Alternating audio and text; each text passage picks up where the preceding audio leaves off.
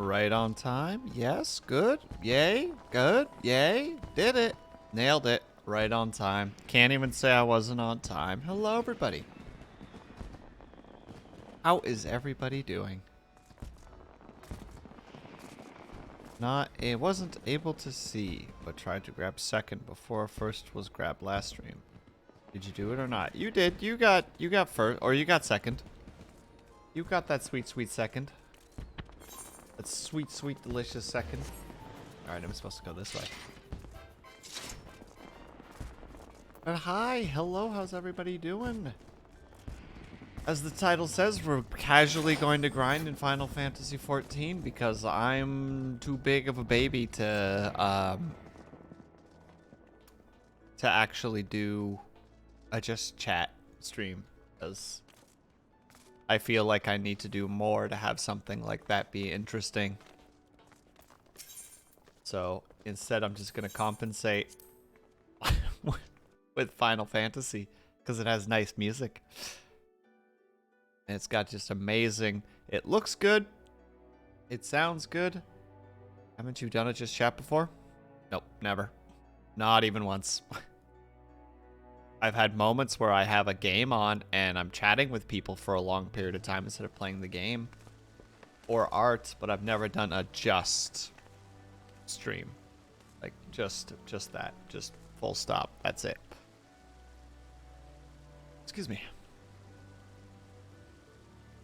Because that's scary, you see. And scary is scary. I don't know, I feel like a just chat stream, there needs to be something planned, you know? Like I need, how to say, I need, like topics that I want to talk about and maybe some like little things, like little extra things to keep things entertaining.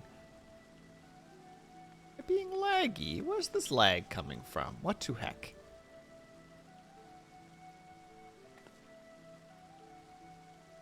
I can't tell if I'm actually if my model is being laggy or not.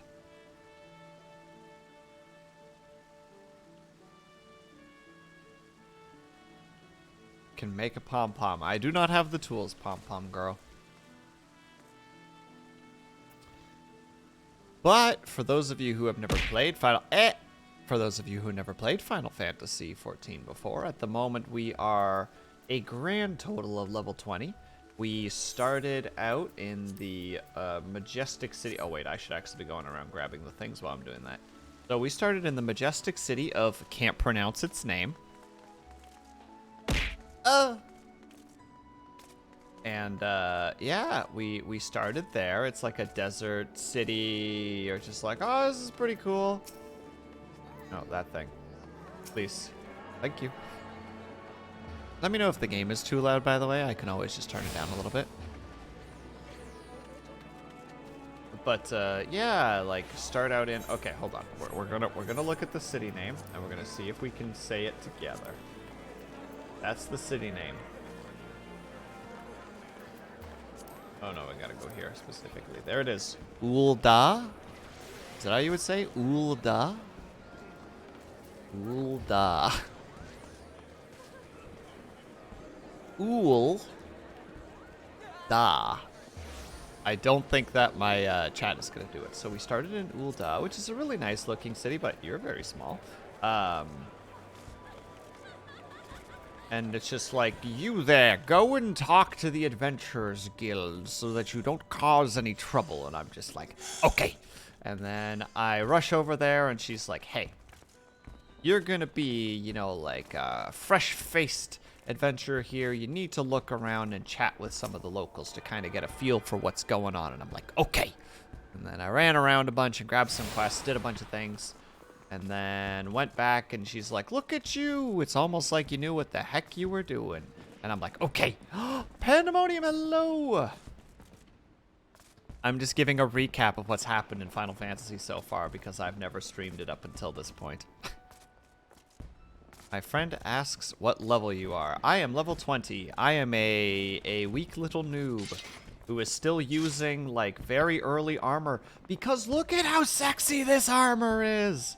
Look at this. This is nice. There's a good chance I'm going to keep this armor specifically so that I can slap it onto other armor later down the line and be like, yeah, this is what I look like. So I look beautiful. And the eye patch, mwah.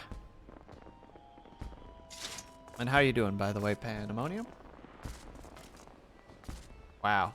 Kaikart just comes in here immediately with a sticky note. He knows what's up. He knew what he wanted. He was here for blood, and he demanded it.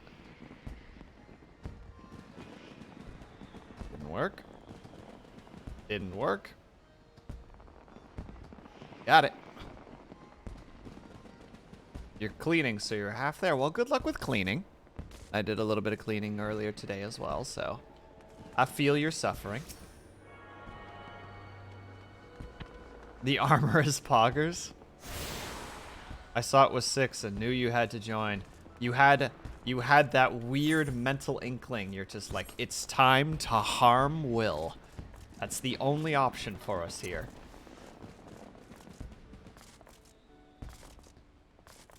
But yeah, so we did that. We went out. We ended up being told, like, hey, you need to actually... What does Y-E-S spell? Yes. What does E-Y-E-S spell? E-S.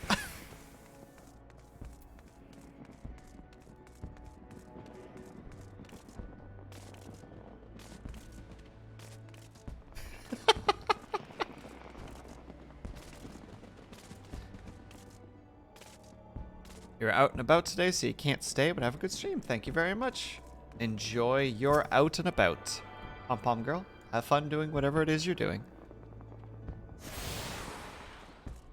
But yeah, so we're all doing the runarounds and being all run-aroundy. And then it's just like, you gotta go talk to this person. It's like, okay. And then we went over there, and it was just like, I'm supposed to be keeping, you know, protecting this, like, noblewoman, but I seem to have lost her. Can you go find her? And you're like, okay. And then you go, and you find her, and then a guy shows up whose name I can't remember, and he's just like, I'm supposed to be your escort, young lady. And she's like, shut up. And he's like, oh, well. I mean, there's a void spawn now, so we should kill it. And he's just like, you there, it seems like you're gonna get caught in this tangled little plot thread web. And I'm like, okay. And then we kill the void spawn, and we save the lady.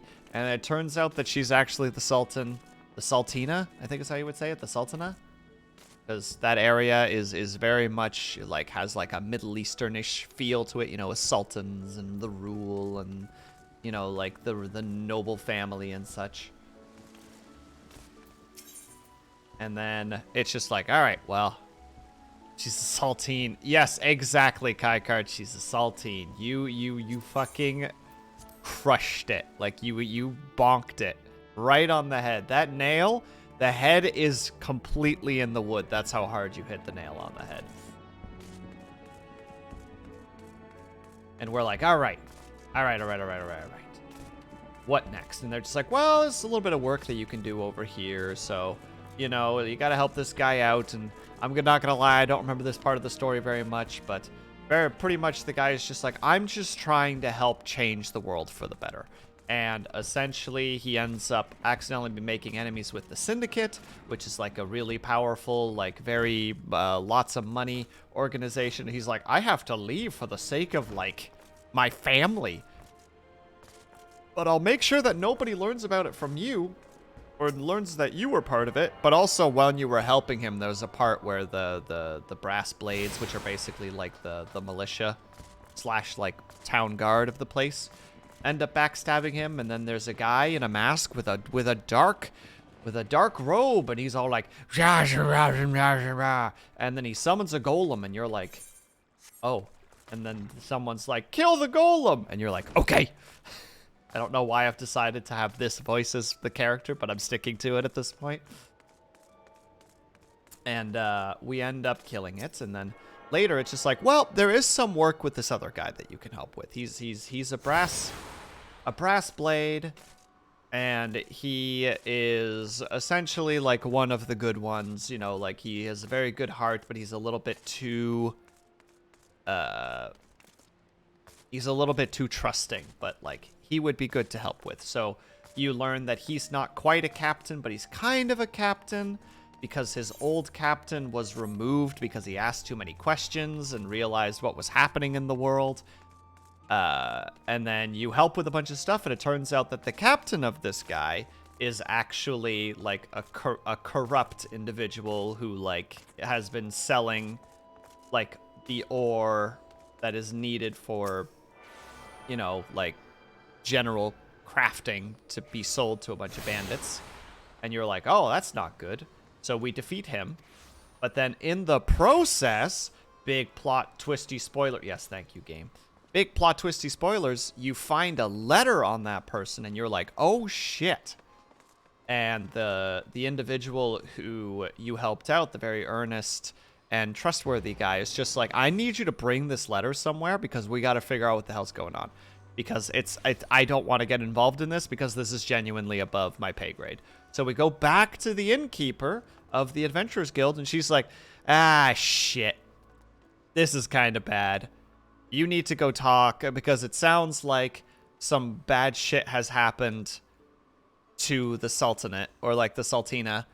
And this person of the, what do you call it? This, I can't remember what they're called. The Sultan something, the Sultan crown. It's like the royal guard.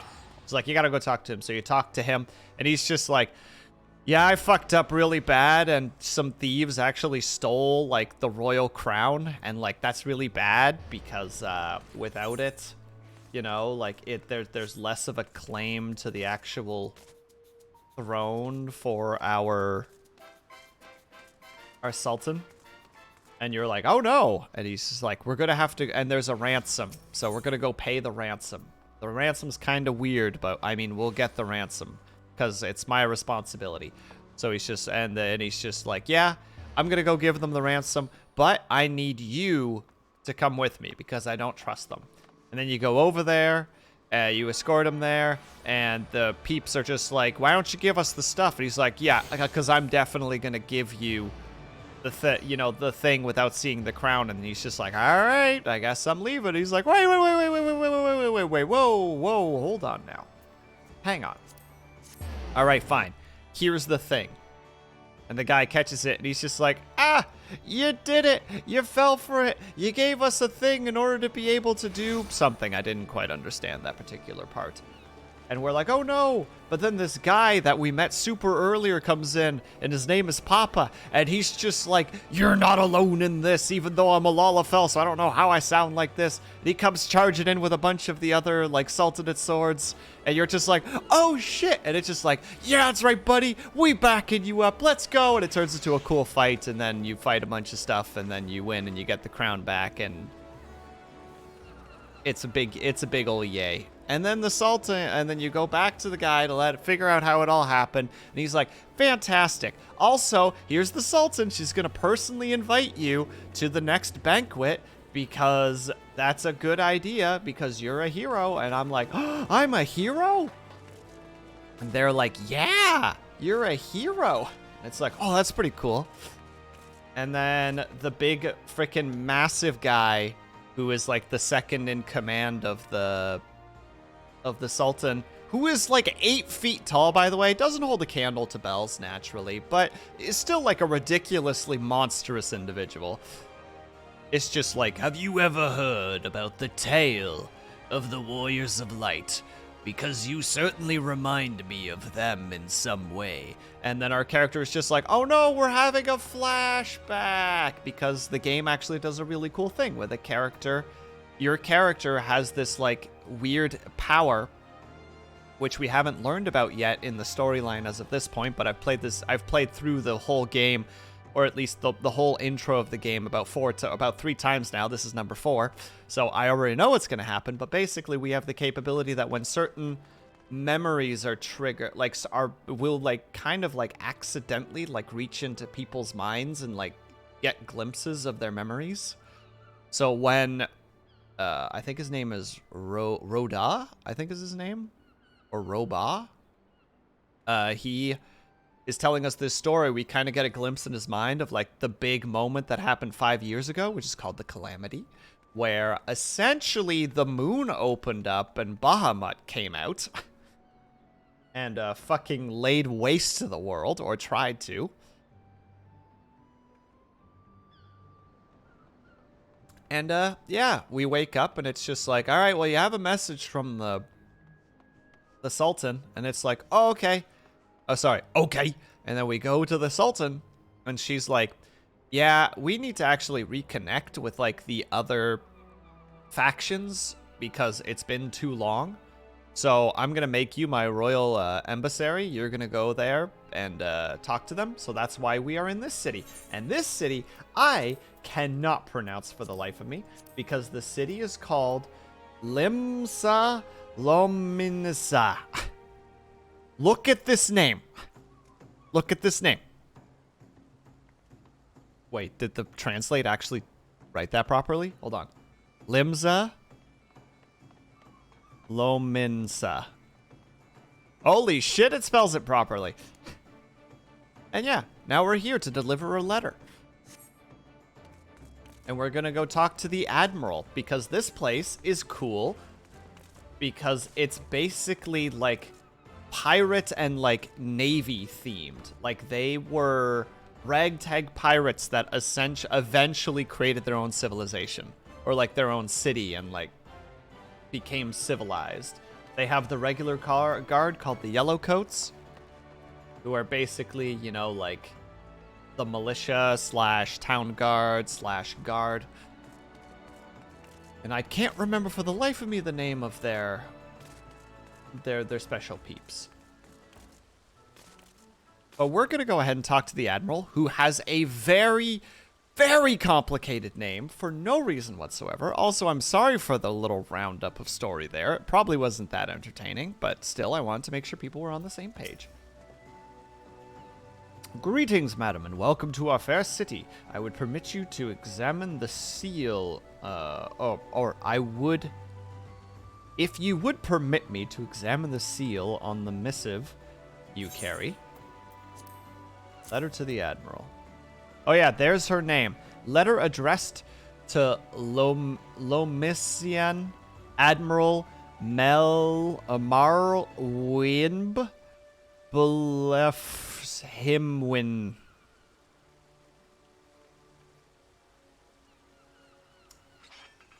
Did I mention I have dyslexia?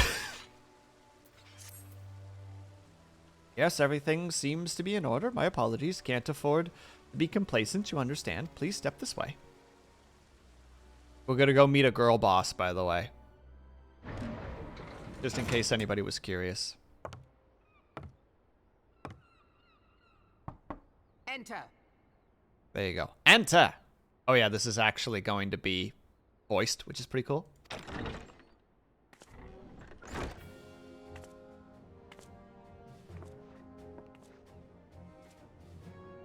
So the silver-tongued merchants send an adventurer to speak for them. It appears the Uldans place great faith in you. This way. Just gonna quietly let this play out. I bid you welcome. I am Melve Blufisvin, Admiral of Limsa Lominsa, and Commander of the Maelstrom. All right, so anybody who can actually pronounce that name correctly after hearing it pronounced correctly, good luck.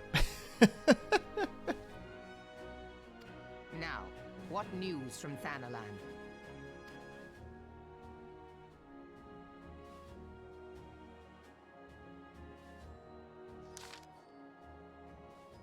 Ah, they didn't do the full thing. Dang it. A memorial service to honor the fallen.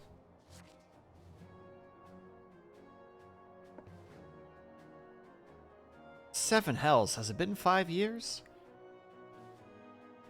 The thing that everyone needs to be aware of is the calamity happened because of a war between, the Garlean Empire tried to fight against the three nations. I can't remember what they're collectively called off the cuff.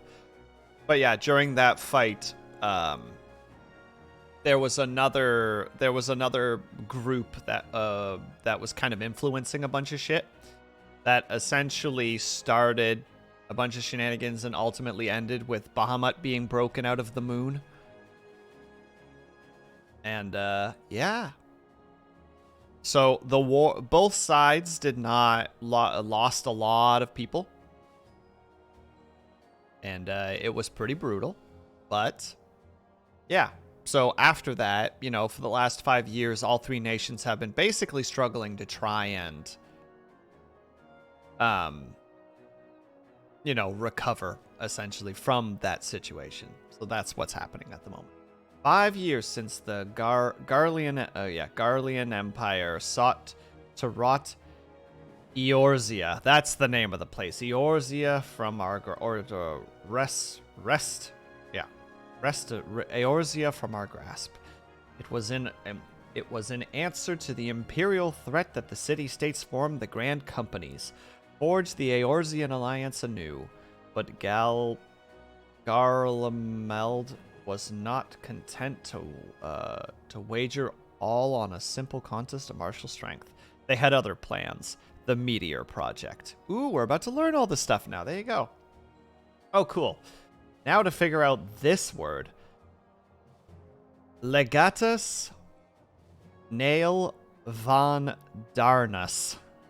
Hells take him, intended to cleanse our realm by snatching the lesser moon, Delamud, from the heavens and casting it down upon our heads. Desperate to prevent this ludicrous scheme, we marched our forces to the Cartinio Flats, and there the 7th Legion, and there the Imperial Legion in battle. Never had I seen a fight like the Battle of Carenu. I have seen many.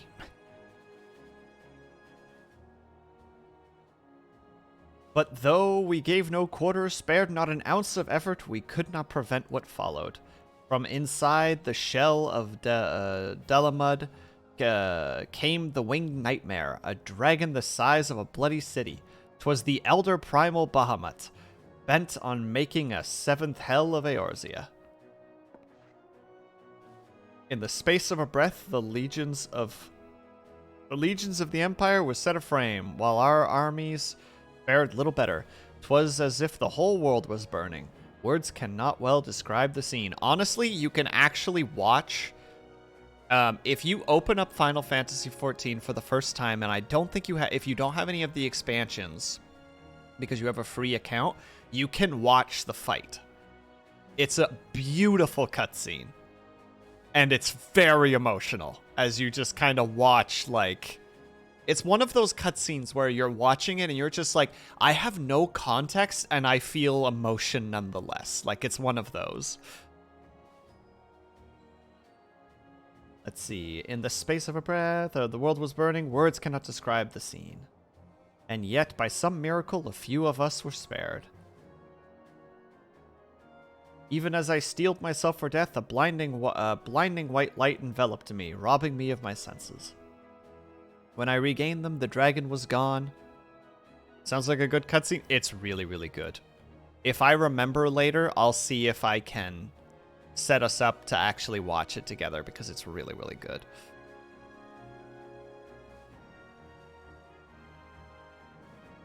Hold on.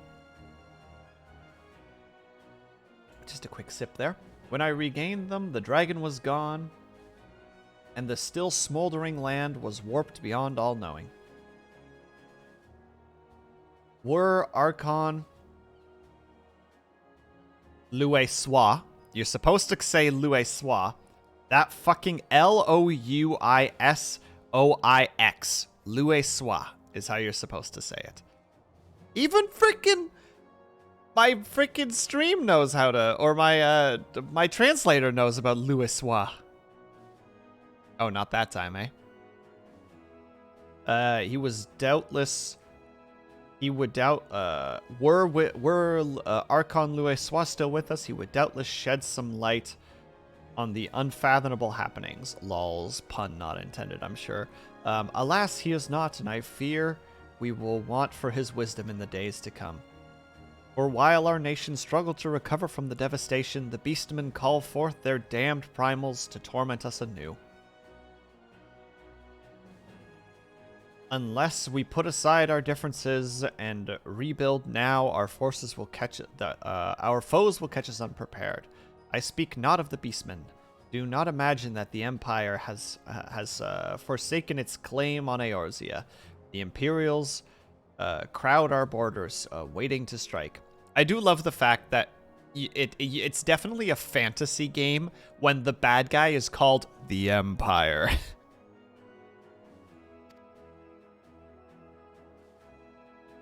Damn it, we need champions to replace those we lost. And though thoughts are, and such thoughts are worse than useless. Time is short, and none will save us, save ourselves. It is the duty of every soul who survived the calamity to work together for the good of Eorzea, and this memorial service will be the very thing to unite us. I, Roban, has the right of it. I accept his proposal.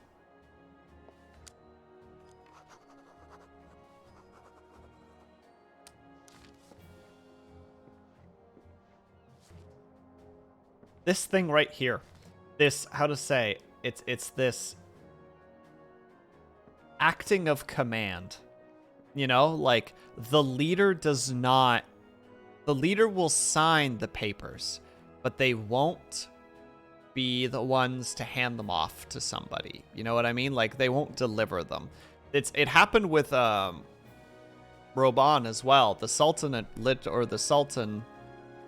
literally goes to him and says like, Roban, please invite this person to our banquet. And he just is in the room with her, with you in front of her, and he steps forward and goes, you know, Her Grace has given you the honor of joining us at the banquet. This is hereby an invitation. I do hope to see you there. You know, like that weird formality, you know, like a leader does not ask a commoner to join in the banquet.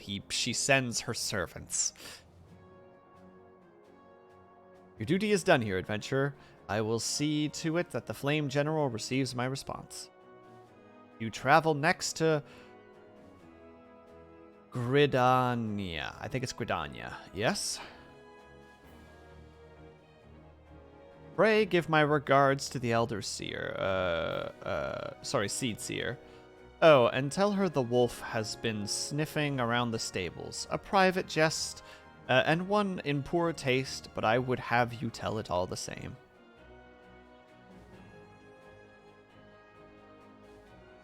Fare you well, Sleeps.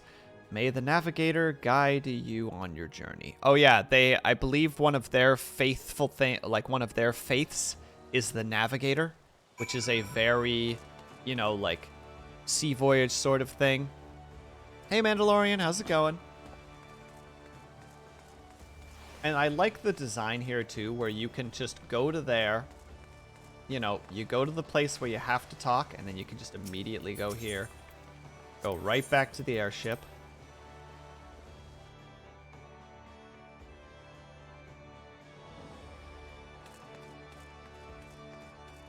Doing great. Might have made yourself a coffee. Nicely done. I am actually also drinking something, but it's a decaf.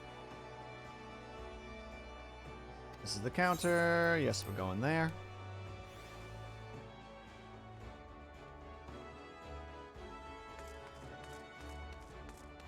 I hope we get a little cutscene here, but I don't think we will this time.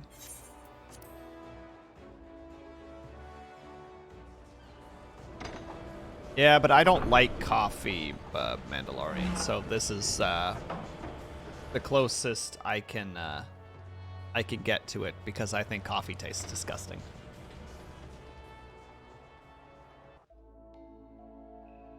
Well, we don't get a cutscene, sadly. We get a little bit of that little... Oh, we get a little something. There we go.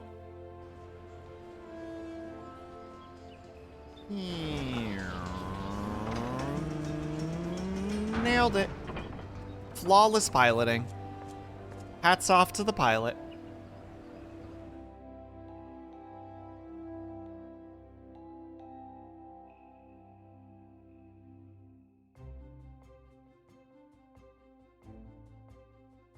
Oh, wow. The loading time is being particularly harsh today. There we go. So this area, Gridania, is very, you know, like forest, nature, you know, like the woods, you know, live together in harmony with the forest sort of idea. Which I personally enjoy. This is probably my favorite starting area.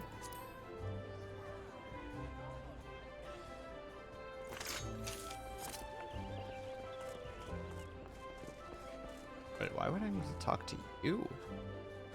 Speak to the honor guard. Greetings, madam. You are the Oldinian envoy, are you not? I received instructions to assist you. Pray make your way to the city proper and identify yourself to the conjurer at Nofika's altar. She will admit you to the locust stand where the Admiral's seer awaits. Perfect. I'm gonna buy a vintage, lovely day for a Guinness. It's gonna be a bigger flex. 1995's Snorlax? Pardon? I mean, it's gonna be a bigger flex than my 1980 Snorlax. Ah, I see. That's its Guinness. I'm not a big beer person personally, but I hope you enjoy it. But look at this place. Oh, I love this area so much. This is absolutely my sort of area. Just like literally you start the game if you start as one of the classes of this area. You start over here. If I recall correctly, you walk in, basically spawn about here. So this is the first thing that you see, and you're just like, oh, and this guy has a quest for you. So you walk over, and he's just like, huh, an outsider. Bah, bah, bah, bah, bah. Well, you might as well make sure that... WillSleepsNot dakje. Thanks, Dorn. But also, joke's on you, I had a shower today. So you walk in, and you go in this direction. So you go into, like, you know, like the adventurer's hold. You talk to that lady over there, the mother individual. And she's just like, well, first you need to go and explore. So you're like, oh, okay. So you're walking in this direction. You're just like, man, this place looks pretty good. And then you just see this, and you're just like, oh, shit. Just like, look at this. It just looks so nice. Like, it just really builds this just, like, atmosphere. And, like, mixed with the music, you know, like the slightly hot, like, how to say it? It's got like a little bit of pep in the step. It's got a nice feel to it. And just, yeah, I love this little area.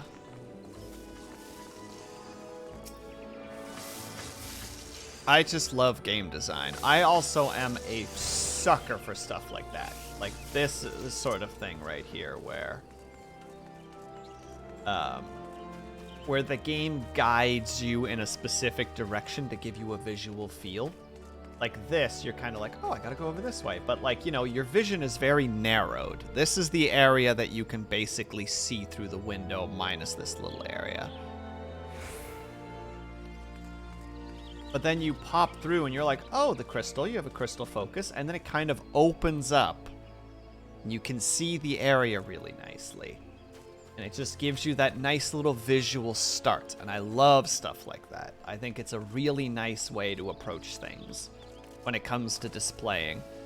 And also thank you, Dorn. I'm sorry that I've ruined your day like this. That I've tried to counter my stinky ways. I had a hurling blitz today.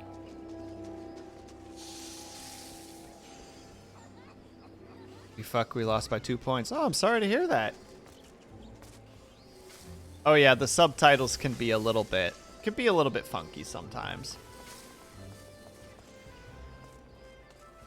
But this place. I love this place a lot. This has just got such a good feel to it. This one's there.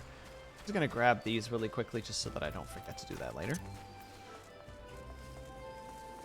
Because I will probably forget to do it later, knowing me.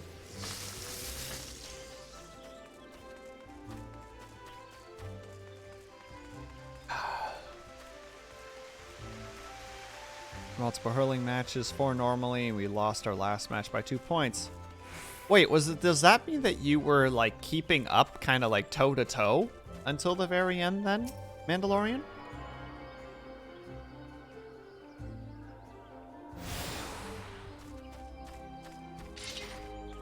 Oh, wait, I can literally use this thing to teleport back over there.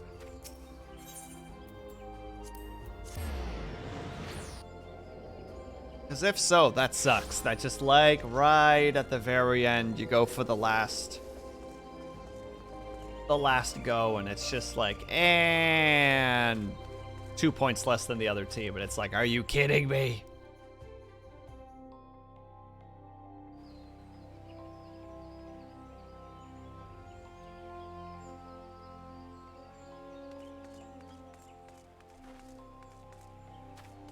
Also, apologies if the roaming around is not particularly entertaining. I'm just in a very Final Fantasy mood, and just like, I do just enjoy the heck out of the visuals of this game. It's just so, you know, I didn't like hyper grow up with Final Fantasy when I was younger, but, you know, I played 7, I played 8, I played a little bit of 9. I beat 10, 10-2,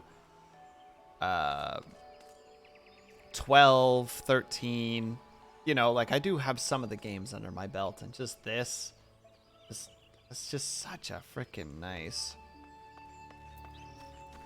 There's one match where you have 15-minute break, and then another match, and another break, and another match, and another break, and then finally you have your final match. Gotcha. I'm from Canada, so I am from North America, but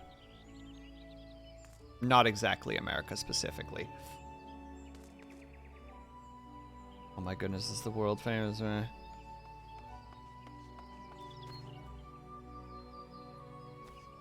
Yes, Blue, absolutely. Hello, Blue, how are you doing? There's one there. You're dying for a coffee, BRB? Enjoy the coffee. How is it going, Blue? You missed the whole recap, which is not super important at all. I'm just playing Final Fantasy while chatting with you guys. You're Peachers.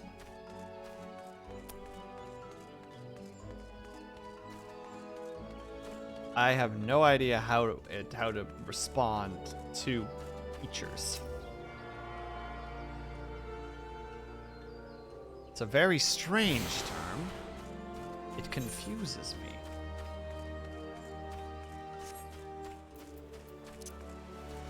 Can we get another recap? A lot of shit happened. I met a really neat guy who seems to be a little bit of a player. We did some stuff, saved a guy, ended up being partly responsible for helping get a crown back for a like 2-foot tall sultan. The end.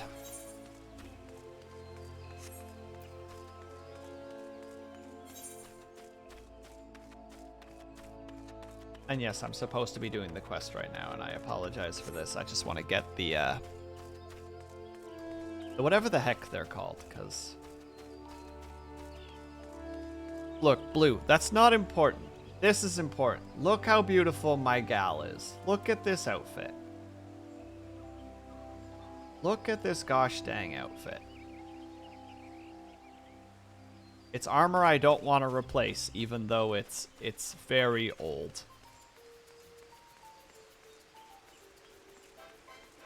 Oh, there's the one. Almost forgot it.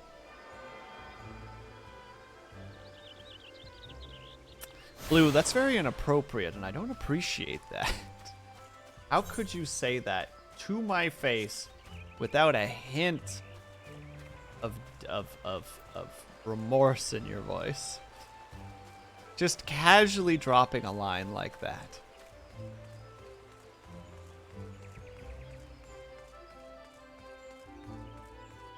I'm also trying not to gush too much about the game because I do actually super enjoy it. Stitches, hello! How's it going, buddy? How are you?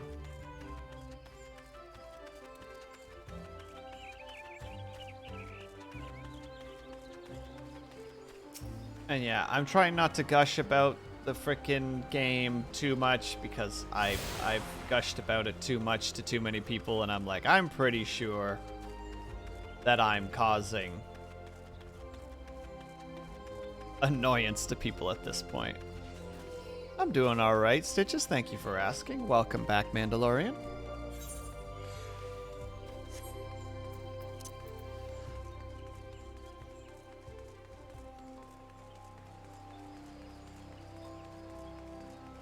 Alright, we're heading off to the final one, and then we can go to the next story beat.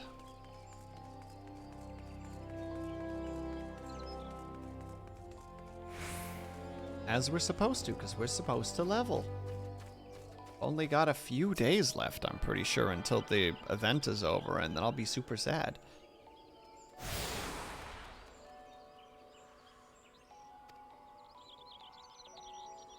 To make them last longer? Wouldn't they last longer if you did put milk in them? Because you can keep, like, you don't have to use as much coffee because of the, you know, like the volume situation. Silent Conjurer. You are the Ulden envoy? Beg your pardon, madam, but may I inspect the missive you bear?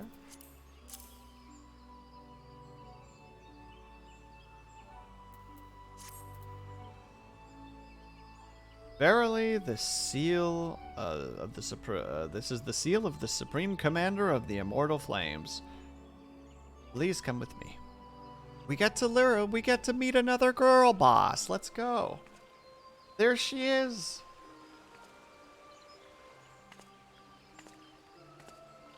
So you are the Uldan envoy. On behalf of our fair nation, I bid you welcome. Please.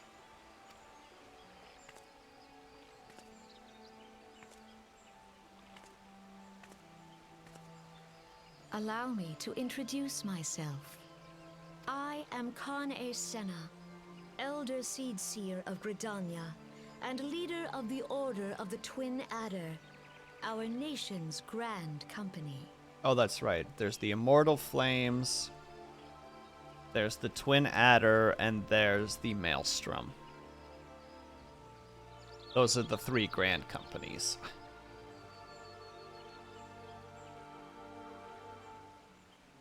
I understand you bear a message from the Flame General. Enjoy, Bells.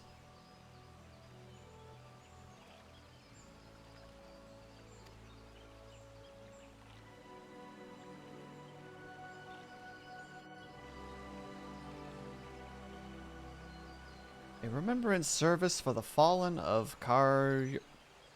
Cartano? I'm gonna never say this correctly.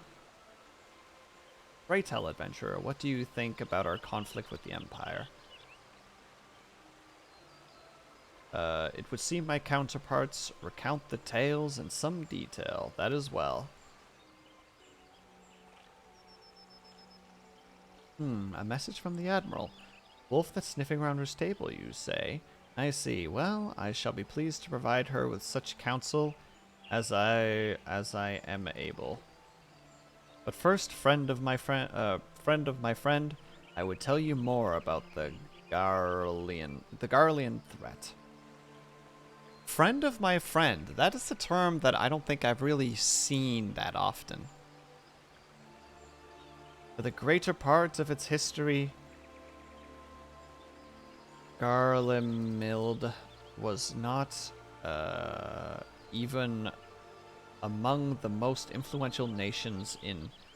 Oh god, these names. Ilsabard,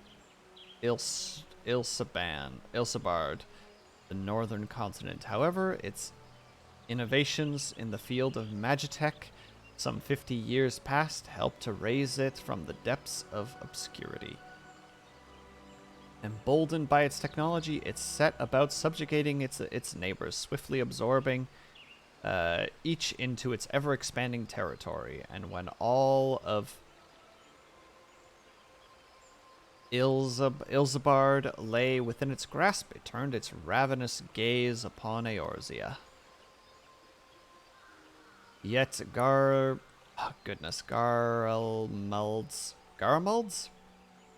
transformation did not come about by virtue of Magitech alone. Its success owed much of its consummate leadership of its first and reigning emperor, Solus Zos Galvus. Goodness, these names.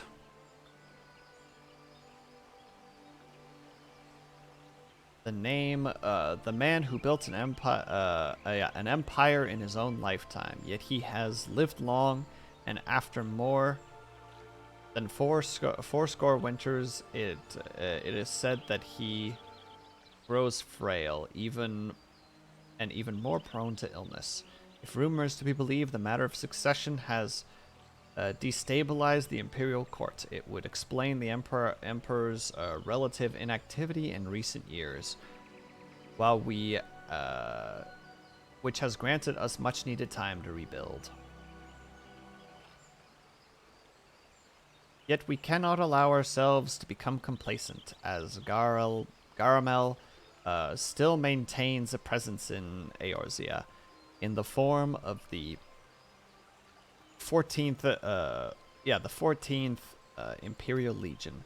Commanding this great host is, oh god, here we go again, Legatus Gaius von Balzar, a man whose ambitions are well known to us. As long as he breathes Eorzean air, none of us may sleep easy. The calamity racked such devastation upon the realm that it has been all we could do to nurse our wounds. Never mind rebuild our defenses. Simply put, we have not the strength to repel the Empire. To add to our woes, the beast tribes continue to summon their primals, whose very existence is a bane upon the land. Each nation is beset with its own primal problem. None have the resources to look beyond their own borders. The Admiral desires my counsel regarding a blazon wolf. She means to tell me that the Empire may soon resume its advance. Though the primals pose an undeniable threat to our survival, the threat posed by the Garleans is greater still. Clearly, each nation can no longer afford to think only of which occurs within its own borders. A storm gathers upon the horizon. If we are to weather it, we will need to stand united once more. The Remembrance Service may help to rekindle the spirit of unity which brought the peoples of Eorzea together when last the Empire threatened our liberty. The Flame General was wise to make his proposal, and I wholeheartedly Hi, Scrum Dog. And I wholeheartedly approve of it. The necessary preparations shall be made for a service here in Gridania.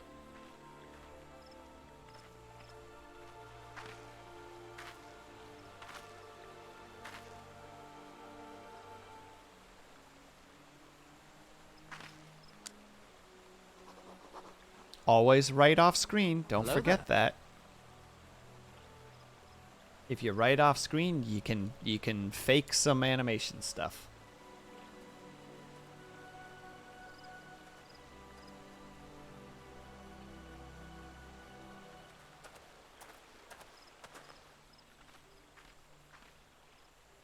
Your work is done here, friend. I shall send my response to the Flame General.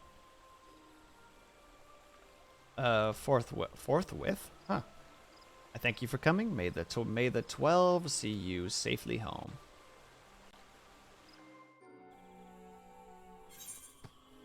You're taking away my stinky note. I'm okay with that. Goodbye, stinky note. Oh yeah, and we got the little wind-up boat, too. You may use the airship routes connected to 3 cities. Before you board, you must be required to pay a guild fee.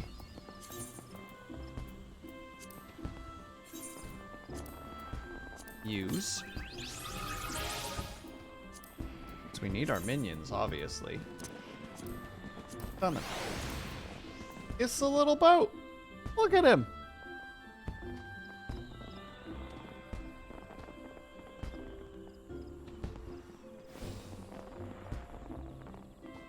You are free from being pranked. Well, somebody can just come back in here again, Mandalorian, and just do it again. Recently started watching Mr. Ed. It's a sitcom. Oh my god, I actually know what you're talking about. I've never seen it, but I'm absolutely aware of what you're talking about, Mandalorian. About the talking horse.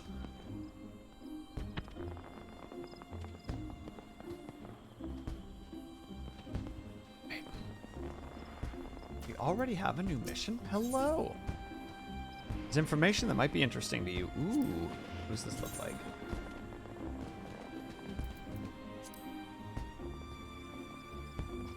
Changes the look a lot, though. Fine. Give me your information. I pray your meeting with the Elder Seed went well, my lady envoy. Correct me if I'm mistaken, but did you not also deliver a message to the Admiral? Yes. While you were there, did you happen to meet Barden, the Prosper of the Drowning Wench? Gregorious gentleman, always happy to help his fellow man. Well, I've been told he has a task for a capable adventurer. I know not what the task entails, but I dare say the Flame General's personal envoy would make a fine candidate. If you're interested in learning more, pray speak to him. Oh yeah, so the way that the game works is you pick one of the classes, and there are 3 classes connected to each of the major cities, if I recall correctly. And what you do is you start there, so you always meet the Adventurers Guild, quote-unquote, bartender or owner, and they will guide you to where you need to go. And what you can do... And so, like, all of the intro areas have some similarities to them, you know? Like, they hit similar story beats. You activate, you know, like, you start talking to the patron of the Adventurers Guild, quotation marks. You start getting some jobs, you have to do some things, you start to interact with the dark forces that are hinted towards, that are causing problems in Eorzea. You end up helping in some regard the nobility to the point of where you are trusted enough as an adventurer to actually go on the quest to talk to the other places. And then finally, you get to go to where you need to go. You get to this part, if I recall correctly.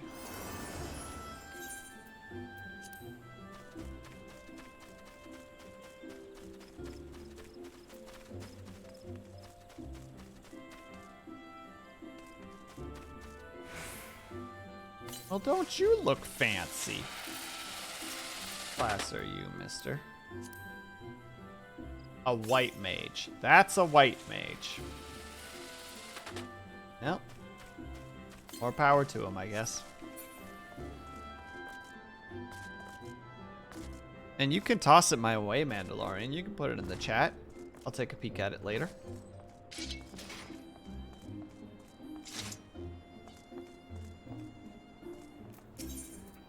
Hello, air traffic control. I request permission to head in that direction. Choo-choo.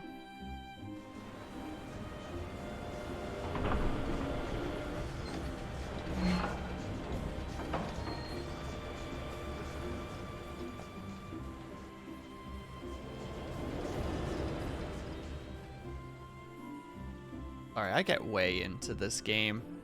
it just has a way of like pulling me into the story and into the events and into the like my DM brain just kind of goes like, oh, remember how they do their story beats and try and incorporate that into your next tale.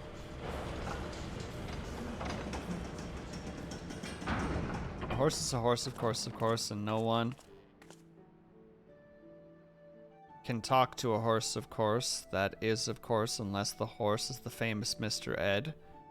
Go right to the source and ask the horse. He'll give you the answer that you endorse. He's always on the steady course. Talk to Mr. Ed.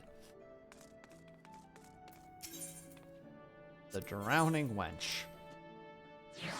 Fabulous name, if you ask me.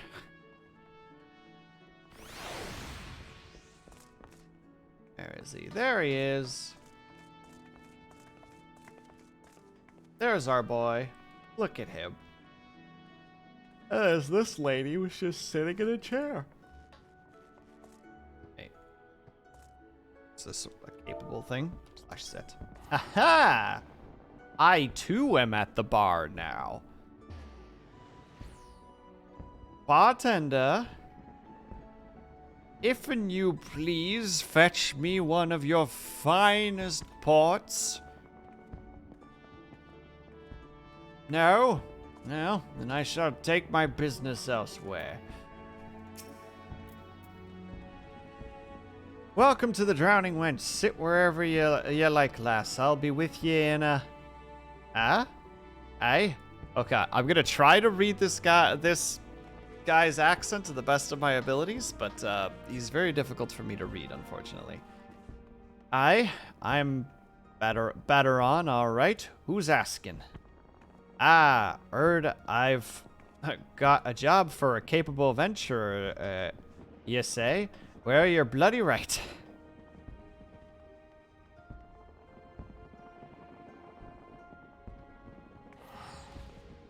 You're gonna show it, sir. Sorry? Oh, you gotta. There it is. Just so you're fairly warned, though, this ain't no job for the faint of heart. Things are liable to get downright bloody airy. If you think you're still interested, let me know, and I'll fill you in on the details. Oh, I'm actually surprised that I managed to get through that without too much of a fumble.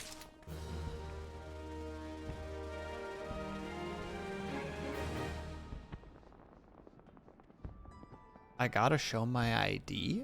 I don't understand. What are you saying, Blue?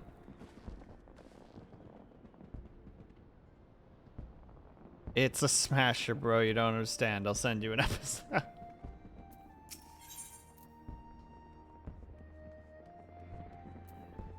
Oh, sorry. He's the prospector of the Drowning Wench. That's important. I'm sorry, Blue. I just don't understand what you're saying. I think I'm just missing context somehow. Please explain so that I can stop being the dumb.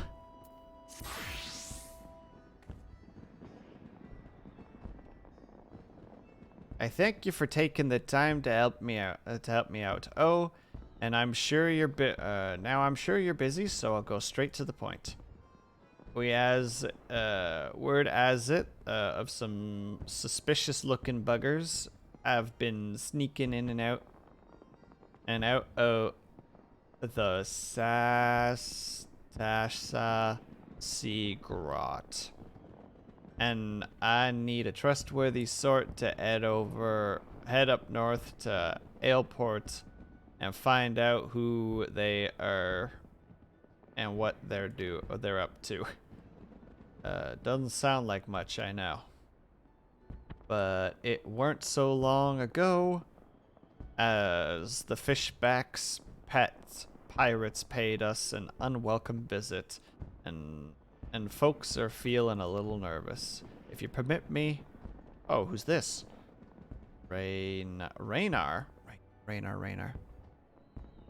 To get a drink, isn't that a thing in Canada land? Oh! I'm sorry, Blue. That was such a throwaway joke. I forgot about it basically the moment that I was done saying it. I'm sorry.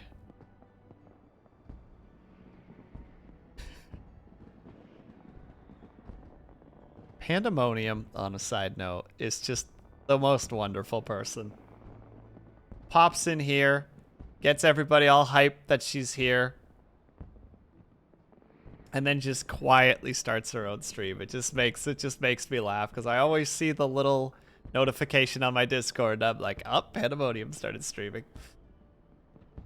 If you permit me, Master Banneron, I shall be happy to elaborate. Oh, it's this guy. Well, well, if it ain't the Chief Yellowjacket himself. To what do I owe this rare honor, Commandar Raynar? Come to make sure me patrons are behaving, or just thirsty? Neither, neither in fact. Or neither? I'd say neither. I was informed that you had requested an adventurer to assist in my investigation. I came to offer what information I could sift from recent reports. Over the course of the past moon, there have been several sightings of an unfamiliar vessel off the coast of Aleport. It's in the vicinity of the Isles of Umbra.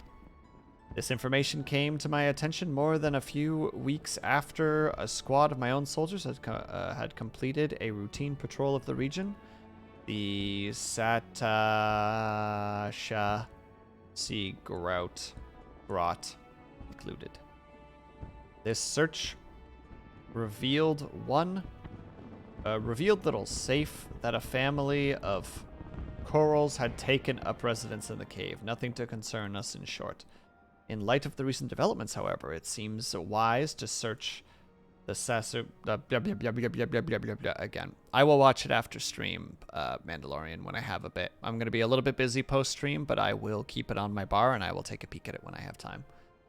But with the Sahagrin testing our defenses daily, I'm loath to assign the task to the limited forces at my disposal. Our line is stretched as it is.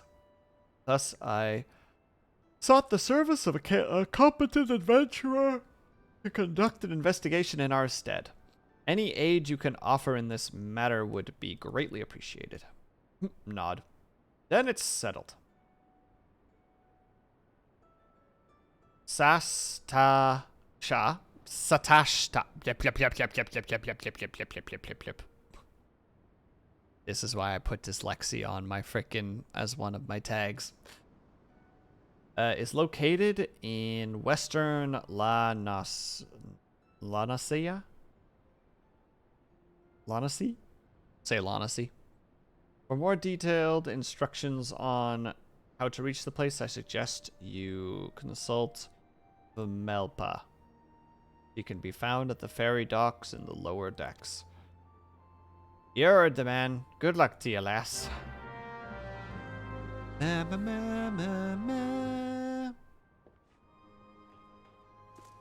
what? Who are you? Rising to the challenge. Careless.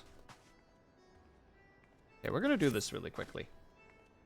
We all know how it feels to have one too many, and that's why I'll not follow patrons for much of what goes on our tables. But is it too much to ask that they keep their belongings on their person when they leave? It wouldn't bother me so much if half of them didn't show up a week later, ranting and raving as if their drunken heedlessness was somehow my fault. Take this impressive-looking journal right here. As aught used as it seems to be, I have no doubt the owner is tearing up the town searching for his prized possession. A stranger he was, a swarthy, oh god, Rogadin, who enjoyed his drink, seemed to be getting on well with one of my regulars, Quentanian. Perhaps you could still catch him and spare me the headache. I'll offer you a free drink, but last time I did that, better undocked my wages. Oh, there you go.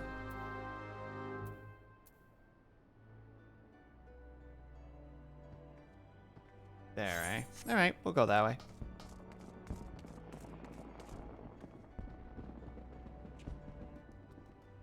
I'm starting to think that one is trying to passively flirt with the other. There's a story happening here. Oh, well, the story just ended.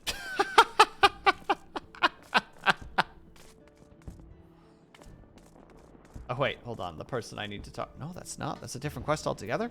Pardon? Nope, we're gonna keep walking. Wait, hold on. That is the guy who I need to talk to. Hello?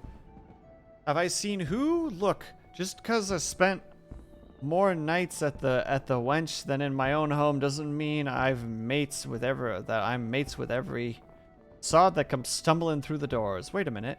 That bloody book. Why didn't you say so sooner? The tight-arsed bastard drained 20 flaggards and promptly passed out, leaving yours truly to foot the bill.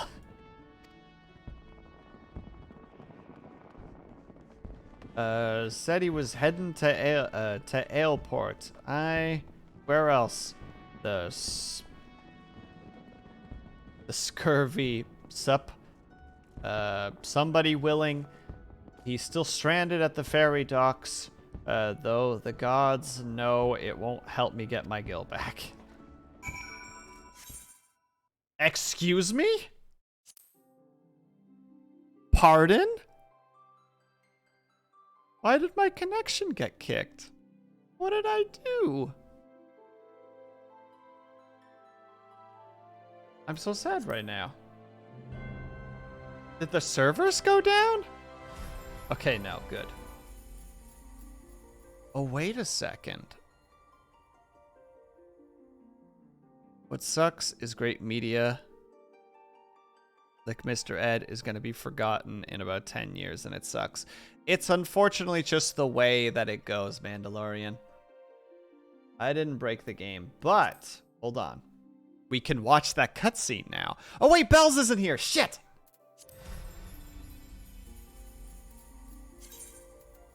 Okay, when Bells gets back.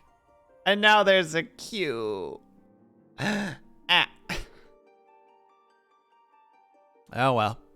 It's the life we live when it comes to video games, especially the online variety. Save episode on every disc. I'm going to save every episode on every disc, device that you have. Hey, Mandalorian, if you can be the one to keep that stuff alive, there's nothing wrong with that. Like, there is a... How to say, like a nobleness to making sure that you can keep something that you love alive.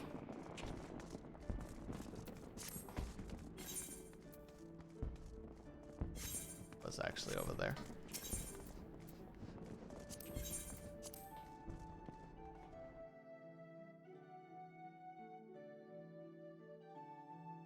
We have to go catch this man of sorts and be like, sir, I have your book. It's a hilarious show, and I'm gonna make sure that at least Will enjoys it in 10 years. You can keep it alive, buddy. Like, it's one of the... It makes me think of the, how to say...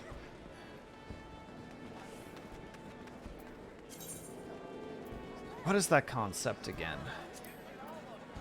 In life, you die twice. When you die, and the last... And once when you die, and once when somebody says your name for the last time.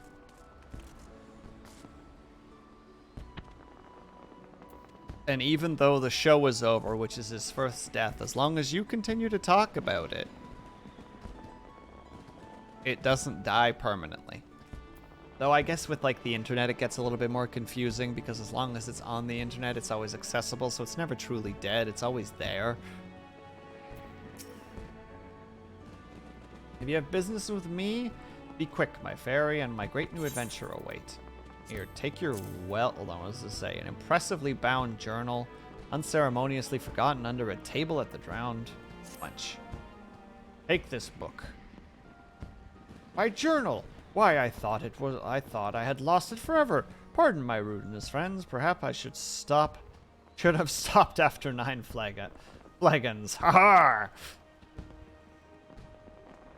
Did you steal a glimpse at the pages, perhaps? No? A shame that.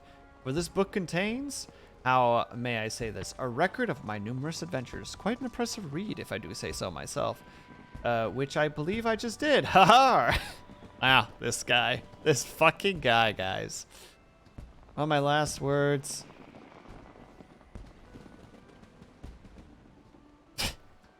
Your last words to be, you're a bitch, while I stick up 2 middle fingers.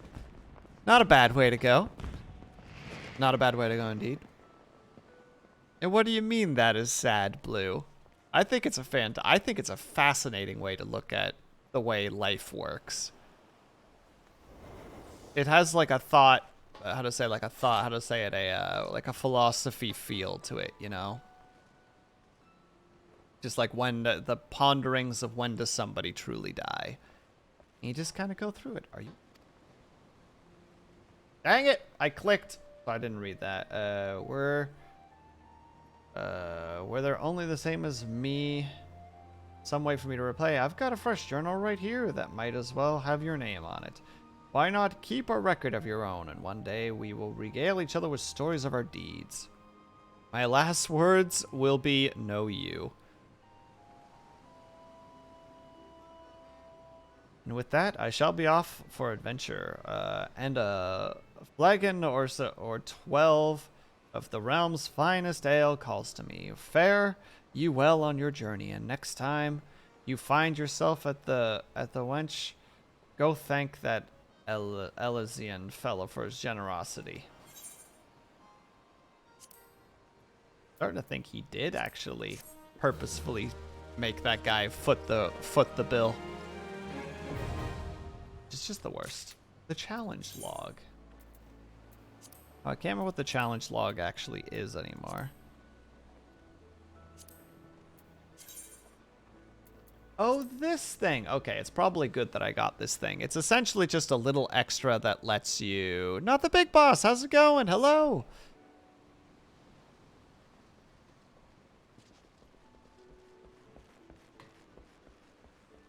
It's essentially just a small... Oh, God, the hiccups. Basically, just do quests and do some extra things, and if you do, you get bonuses for it.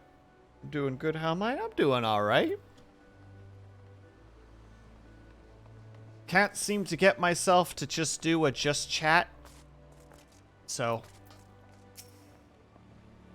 I decided to just do Final Fantasy instead while chatting with everybody. It's a very casual Final Fantasy, mind you. It's mostly just me reading stuff, roaming around, and talking about how much I enjoy the game. Pardon the yawn. You hear about the thing, and make a once you arrive at Western Lanosi, though you'd best pay a visit to the Hall of Novices before you blunder into the place. Adventurers Guild runs the hall, and the folks there will prepare you, train you with the skills you'll need to face the dangers undoubtedly waiting for you in this seek route. The hall is on the way, just north of Ale. Head inside and talk to one of the seasoned adventurers. Hell yeah, we're gonna learn to be a tank.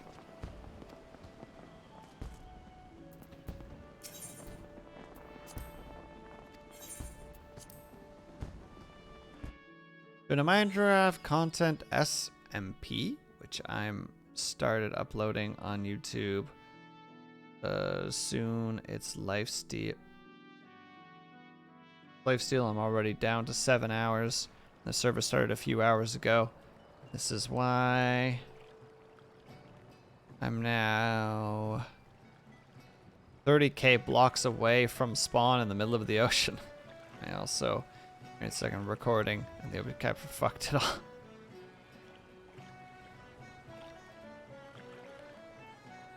Wait. Mandalorian, did you just freaking just like charge out into the wild? Is that what I'm understanding there? You're just like, heck it, let's go. Was everyone nice? The stream was gone. I actually got kicked from the server, and we were about to watch the intro animation, and you weren't here, Bells, so I couldn't do that.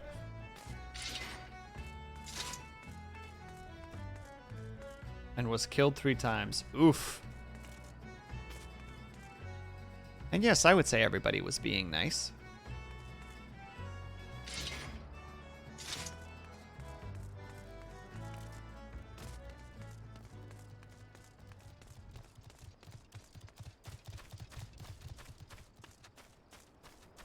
You're traveling to the border of the world and make a bunker there. Is there an end to the to a world when it comes to Minecraft, or isn't it like technically forever? Or am I wrong? I don't know. Hello, seasoned adventurer. Yeah, 30 million blocks. And I'm gonna get there. Well, I wish you luck, Mandalorian. Make sure to put little outposts here and there that jiggle physics. I just suffered.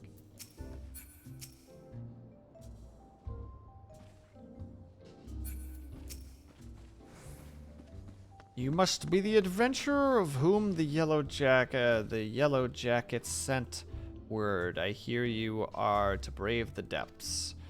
Occupation. Oh, basically just like do the missions.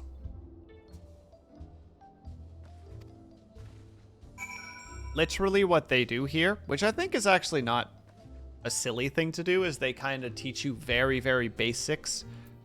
The very basics based on your class. Like if you're a DPS, they will show you how to be a DPS. If you are a healer, they will show you how to be a healer. And if you're a tank, they'll show you how to be a tank. Like I think it's actually like a great way of going about it. Also, Bells, what did you end up having for lunch?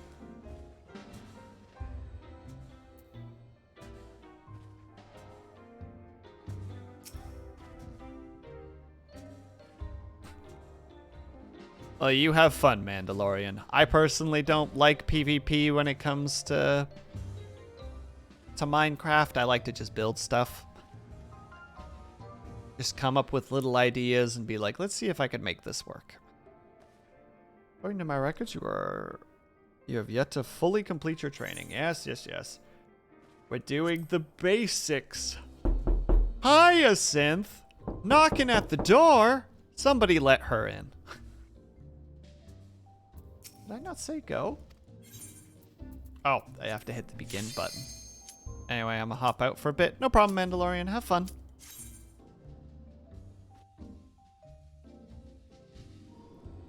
Alright, is everybody ready to be taught how to be a tank?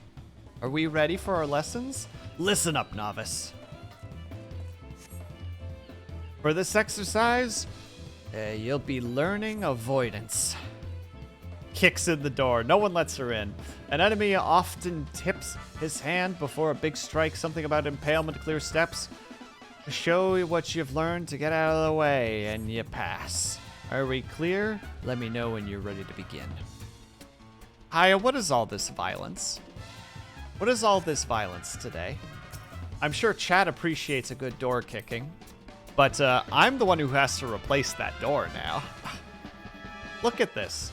The guard is like the handle is like hanging by a thread. The hinges are off kilter. Like it's just not a good time right now. Oh yeah, I physically cannot beat this person.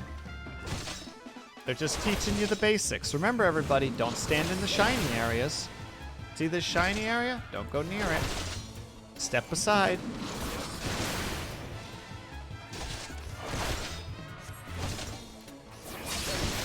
We're just gonna poke him in the butt constantly. Now, an important thing when it comes to tanking, surprise, is to make sure that this is not directed. Oh! You stop that immediately. I think Haya deserves to be violent as a treat. Oh, I see. To heck with my door. Think you can dodge them both?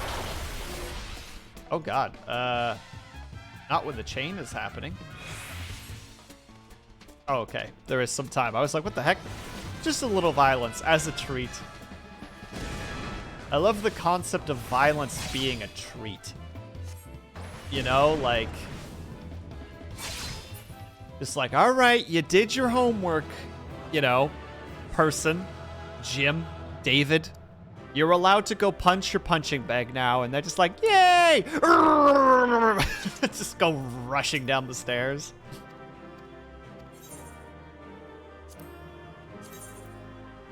Oh, those are actually kind of some cool gloves. Unironically need to learn to properly hang a door, so... That's how I treat Dead Space.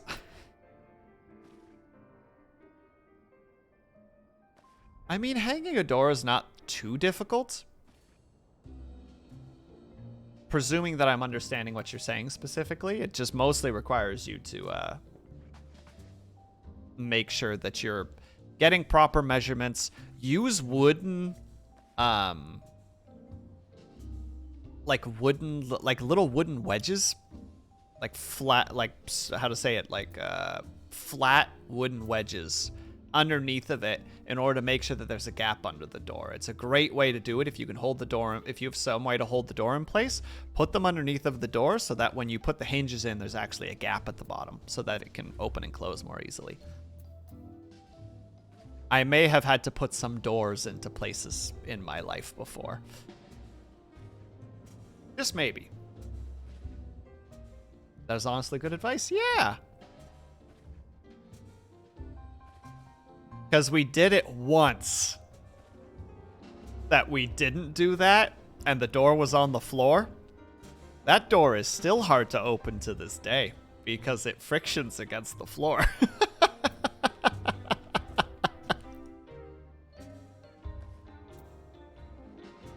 That thing is one of those doors where when you open it, it's like... Because the thing is just rubbing against the floor. Hopefully that wasn't too loud. It kind of blew into the microphone. My bad.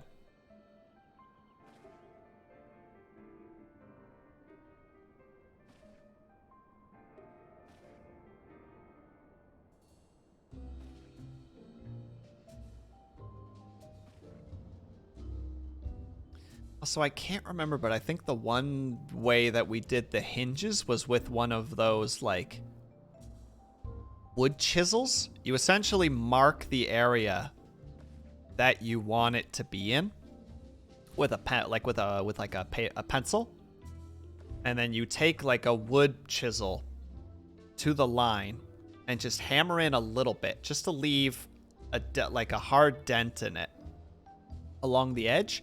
And then you go from the side and crack open the rest. And because you've left those like deep dents in the side, it should crack open perfectly in that area so that the hinges can sink into the door a little bit.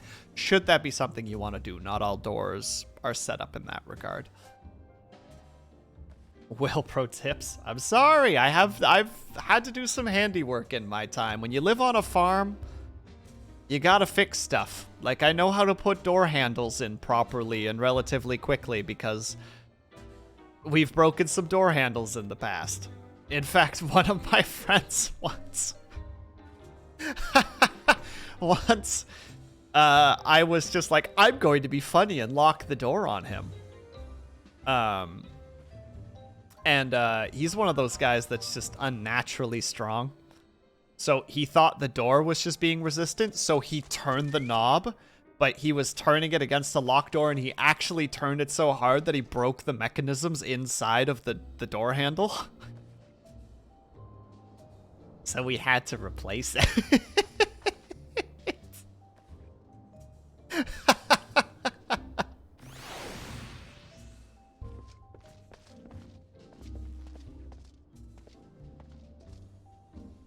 It was very funny. We luckily happened to just have another door handle around because I think we were supposed to fix one and it turns out that, or replace one, and it turns out that we could just fix it. But we had already you know, like my mom had been out for like groceries, so we were like, hey, can you also stop by like this place and grab like a doorknob? And she's just like, yeah. And then when she came back, it's like, oh, we actually fixed it. Farm work makes a different kind of person, I guess. Just built different. Hold on, I gotta go find that video really quick now. Thank you, Hi. You've triggered a base memory.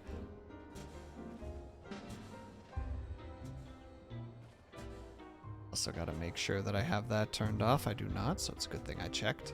There it is.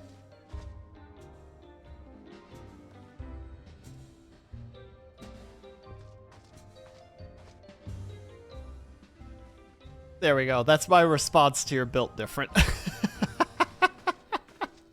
Different how?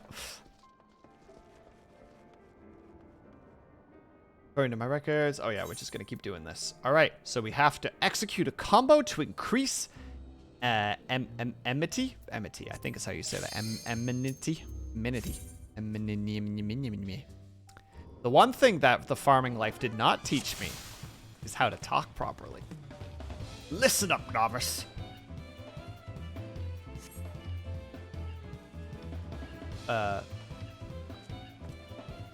When it comes to your place in the party, you're the wall of steel that takes the enemy's hits.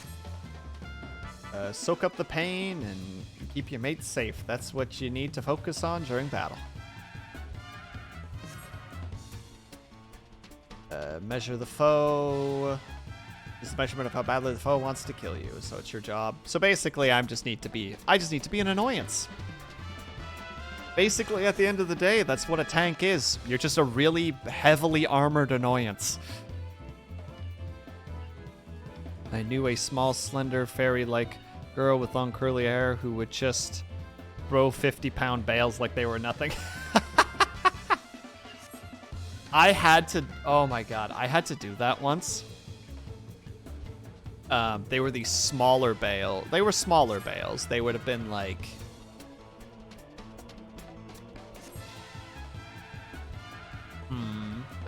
50 pounds? No, they weren't quite 50 pounds. They were probably closer to like 30. But we had like a wagon full of them, and we had to put them... We had to pile them up on the side of the barn off the wagon because it wasn't our wagon. Yeah. No. We're prepared. Sorry, we're prepared. And after like the, 100th that you throw, your fingers are so raw because you're just grabbing... Because you're just grabbing like tightly bound rope and using the rope as leverage to throw it because it's easier than grabbing the bale, because the bale is is like straw or hay, which are both pretty sharp to the fingers. I mean, we were already 100 in at that point, Haya. Like, at that point, what's another 50? Ow! I don't think I deserve that.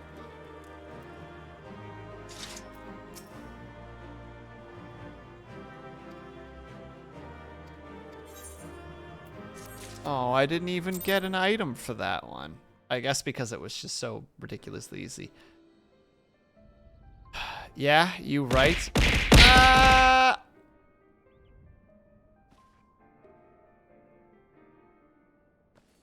Oh, wait a second. My eyeballs have been changed recently. I need to fix that.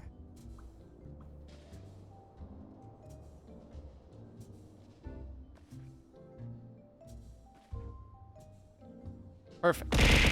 Ah! Why? The beatings will continue until self-care improves. You can't make me care about myself. If you, I'm nothing compared to my dad. Ah! I'm nothing compared to my dad, though. My dad is one of those people when he was younger, at least, that just he didn't stop. Oh my God.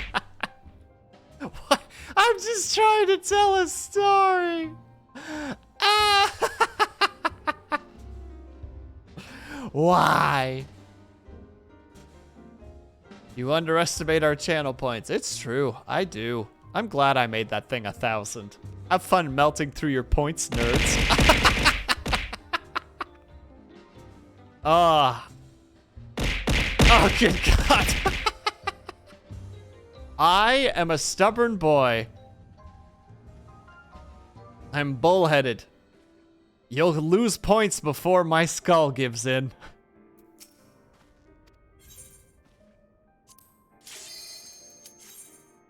This I promise. I do love that little sound too. You have over a... Excuse me?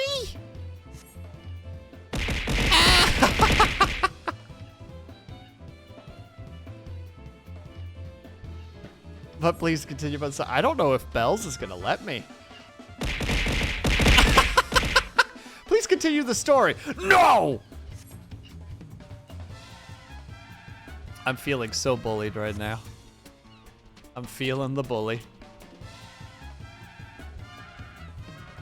I should be listening to what he's saying, but it's probably fine.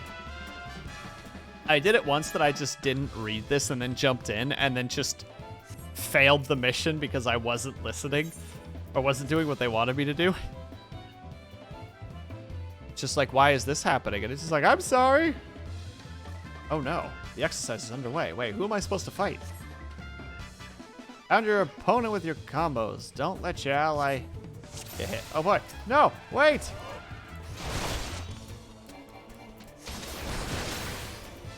Also, I need to have will, and I'm provoking. Yeah, that's right. Fight me. Stunned, bitch. Oh, okay, he's immune to stun.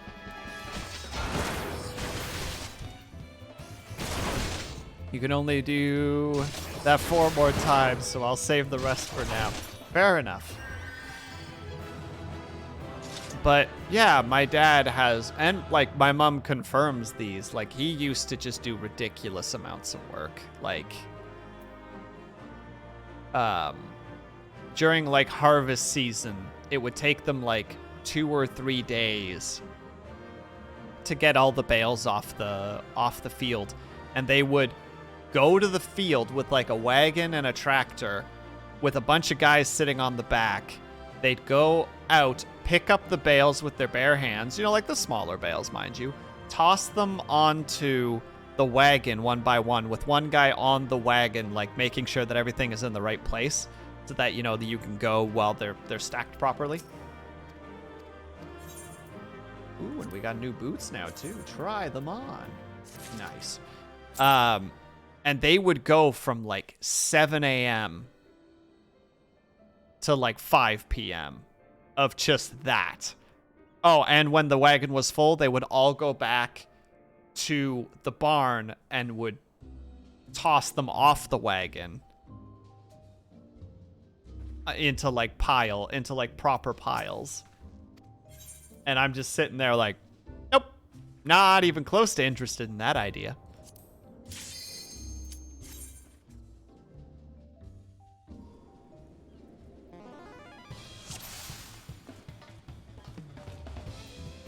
Okay, so this is a really off-tangent story, but I'm gonna need to be in combat to actually show what the reason behind this thought process is. Now, mind you, I have done stuff like that before, kind of, where it's just like, okay, we start at, you know, like, oh, when, like, we were doing dairy, and the hoof trimmers would show up. That was like a whole day thing of just us like one by one bringing the cows back there and then like guiding them back, and so much would go wrong because of course it would. And you get trampled, like get freaking, well, not quite trampled, but you get hit and it would be awful. Really? This is what's gonna happen?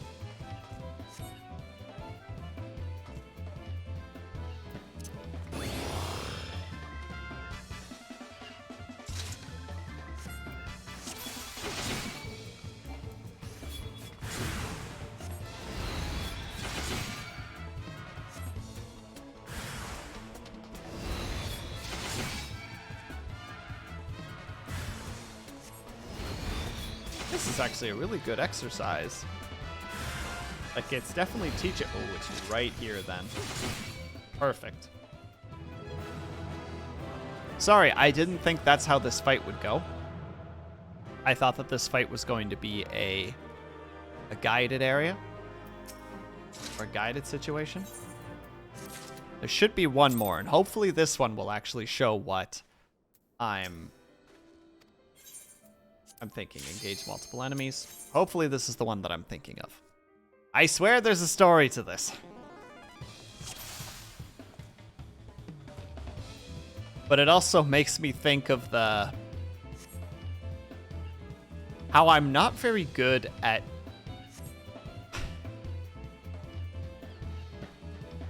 I don't always process my emotions very well, just as a preface to this story. And I'm hoping that this particular fight will actually show what I mean before we start this little tale. I don't even know if I've told this story before. So, because I know that I have a really bad memory and have a bad tendency to forget which stories I've actually told and which ones I haven't. Training exercises underway. Adjust your position so that you hit all of your opponents with the ellipse. Fine, well then I'm supposed to go here.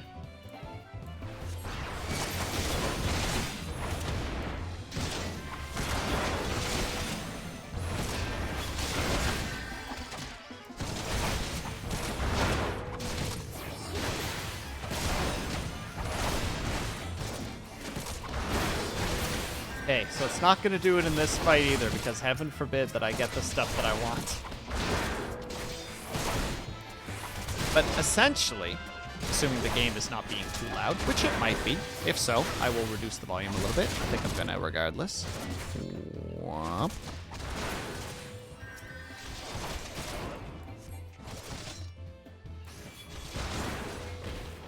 Okay, you can't be stunned. Dang it.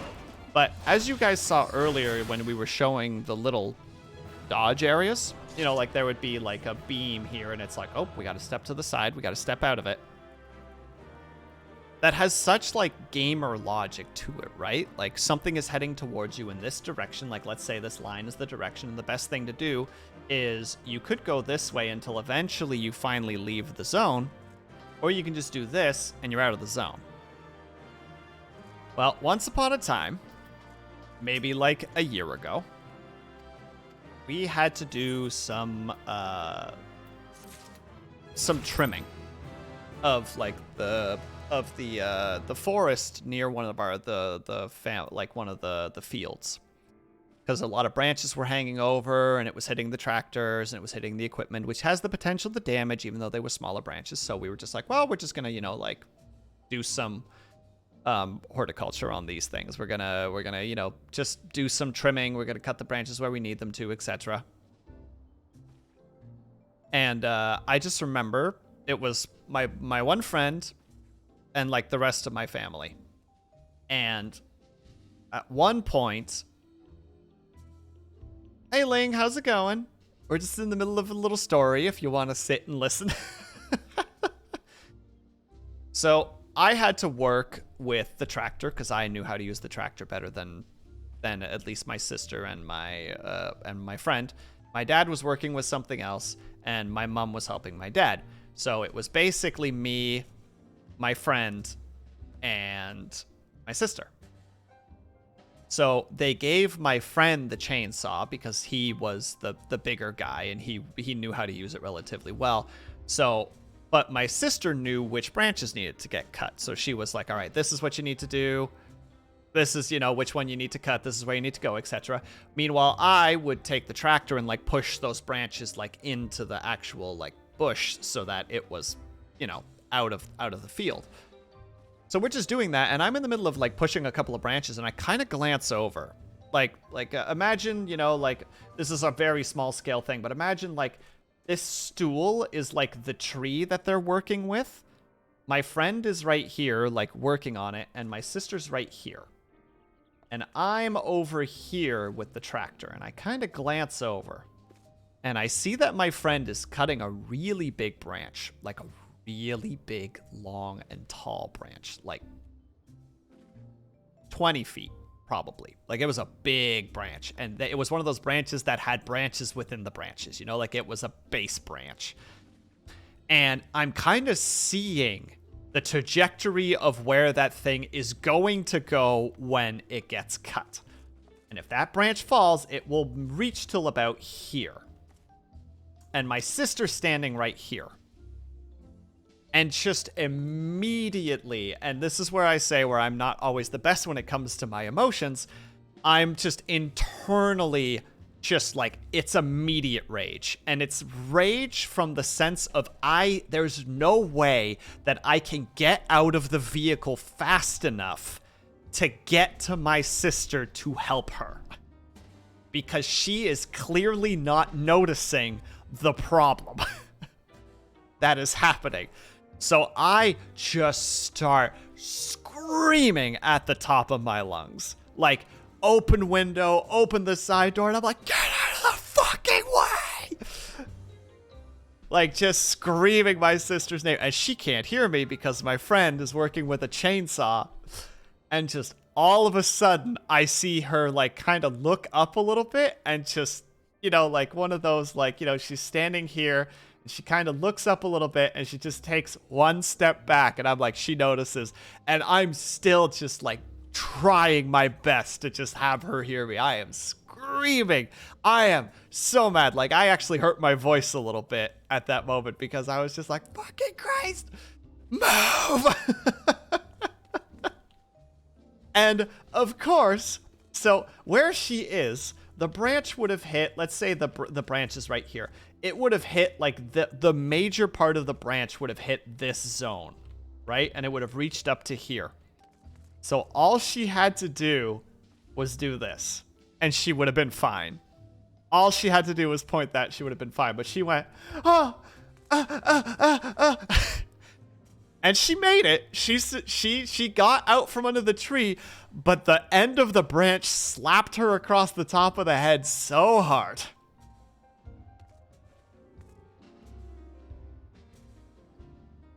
that I watched her kind of go like, you know, like there was like a pullback of the head.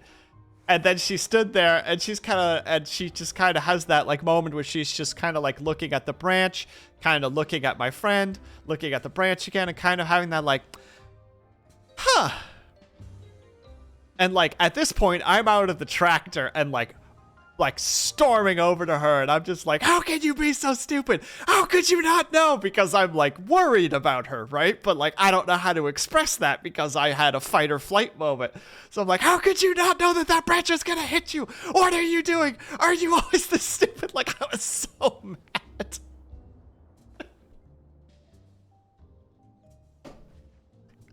And she's just like, it's fine. I'm fine. And I'm just like, I'm glad you're fine. And I just like immediately just like, I just immediately went back to the tractor.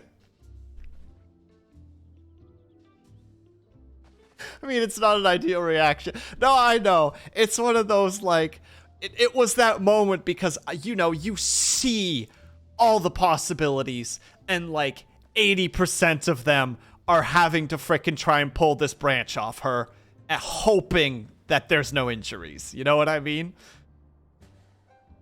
Like just praying that like all the branches were perpendicular to her and not parallel. And just like, oh my God. Afterwards, I've just like got like afterwards. Once things calmed down a little bit and they got that all sorted out, I was just like, I'm sorry I got mad. But also, that was really dumb. And she's like, yeah, it was pretty dumb. Time slows, heavy breathing, everything slow-mo. Oh my God, yeah.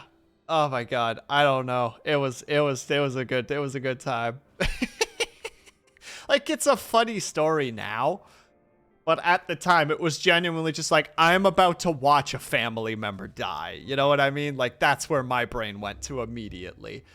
And unfortunately, that triggers the fight or flight in my brain, which, you know, makes me go into that frickin' like weird, like Ling was saying, just like pure slow motion, like brain thinking, you know, like 1,000 miles a second, and you're just like, these are all the things that could happen. Oh my god, this is what's gonna happen. You know, like, I'm calculating how fast I could run if I could actually make it there fast enough, and it's just like, I couldn't. Like, I couldn't even if I started right now.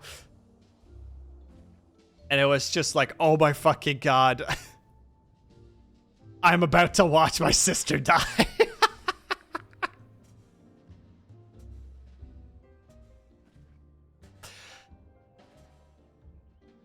Berserker rage. Yeah, Berserker rage time, basically. And unfortunately, the tractor that I was driving didn't have a horn because it's a very, very old tractor that is very, it's seen better days. The reason that I had to drive it is because the brakes don't work on it very well. And it's like me and my dad that are willing to drive that thing because we know roughly how to, like, keep it in check. So that was the other thing, right? I couldn't just hit the brakes on it and just rush over because I also don't know what that tractor's going to do. If it just keeps rolling forward, it would have been fine, but like it would have run into a tree and it would have stopped because it never would have been able to push it over. But because, you know, it had a front loader and everything on it, so it would have been fine, but it still would have been like, okay, well, that's not ideal either. How do I approach this?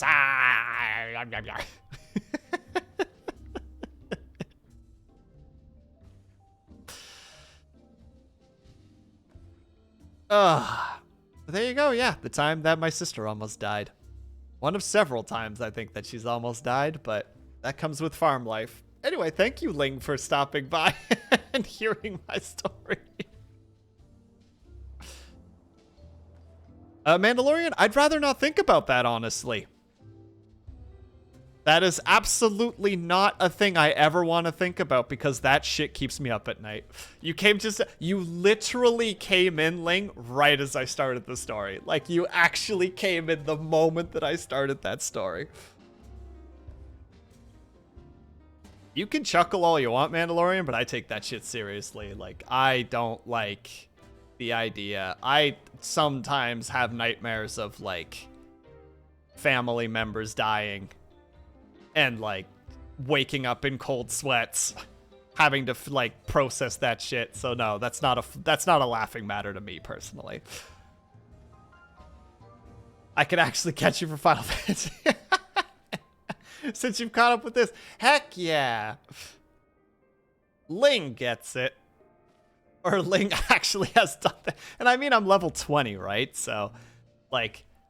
there's no hiddenness to the story. I do love the fact, though, that this was here, because I could use this so perfectly for my explanation.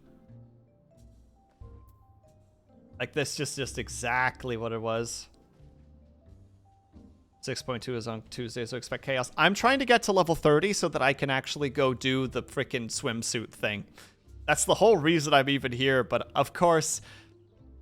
Haya, I don't know why, but somehow when you're here, I tell more stories, and I'm not sure why. Yeah, like, I have a hyper-focus going on at the moment, ADHD hyper-focus, where Kaji was just like, I'm gonna do the jump challenge. And I'm like, oh, I want to do that. And you derail the stream. The stream was gonna get derailed regardless. I mean, look at the freaking title of the stream. Casual leveling, because too anxious for just talk.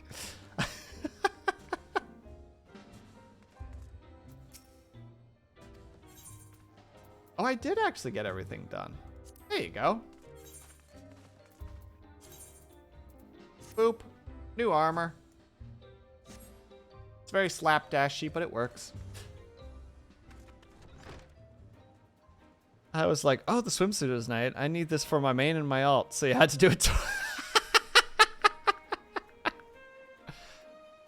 Mwah! 10 out of 10. Absolutely wonderful. I really don't want to do this dungeon on stream because I have no confidence in tank. My, like, whole MMO experience has been healer and a little bit of DPS. YOLO it, Ling. Ling. Ling.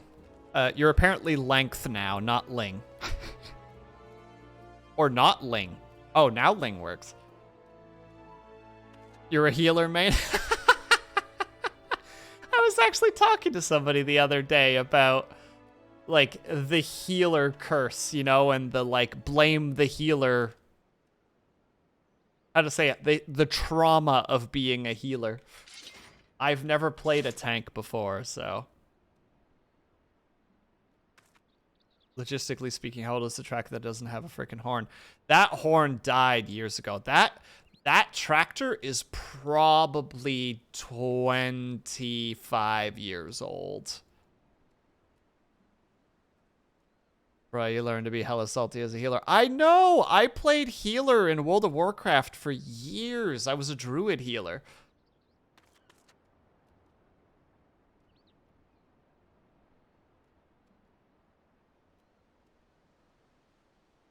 Which is to make people you know tank for you. Oh, God.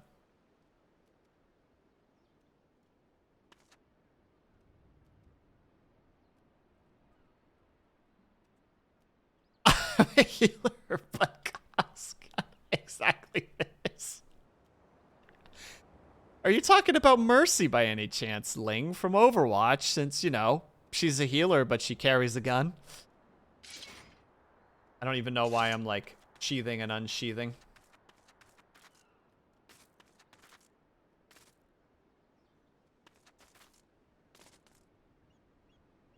You have funny stories. Please, if you have funny stories that you're willing to share, please share them. I love healer stories. And, like, people who argue with healers, you know, like, I remember in WoW, I got into an argument as to whether or not int was important for a druid with another druid healer. And it was, like, to the point of where they were getting so mad at me for me saying, no, spirit is your most important stat. And them just going, no, it's int because int increases your mana pool. It was I'm sure everyone can relate to this, but, like, have you ever gotten into an argument where you know you're right? You are 100% sure that you are correct, and this person is just like, no, you wrong, here's why, arbitrary and not important, like, how to say it, an unresearched response. And you're just like, bitch, I know what I'm talking about.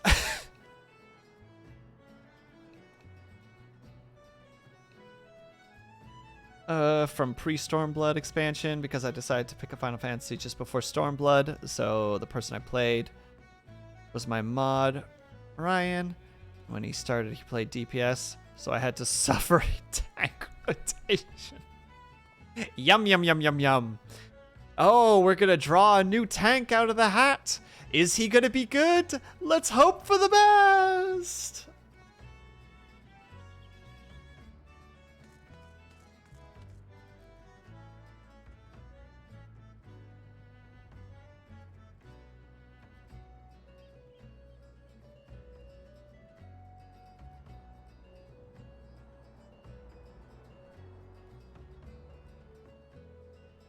Well, I'm glad that you didn't commit the crime then, Mandalorian, because it sounds like that could have put you in immense danger.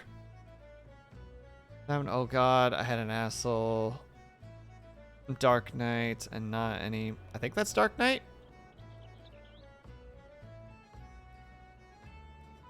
DRK. I hope I'm right, but I might be wrong. And not use any cooldowns in a high dungeon boss. And then blame me not healing because of one single skill.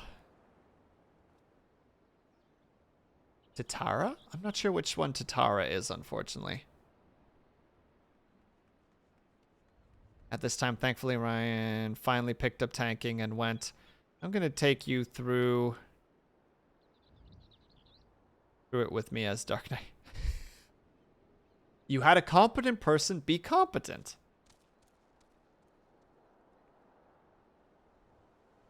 We had no problems.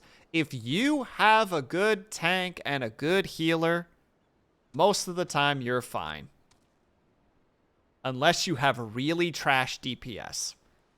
which shouldn't be the case because from what I've been playing of Final Fantasy, it teaches you how to play relatively well. And it's not difficult to learn combos. There could be some stuff that you're kind of like, oh, I didn't know this under the hood stuff. You know, like I didn't realize that if you do this attack, and then this attack, and then immediately pop this afterwards, there's actually a cool a simple rotation that you can turn it into, for instance. Also turn a monk into a tank for Temple of the Fist because the actual tank was so bad.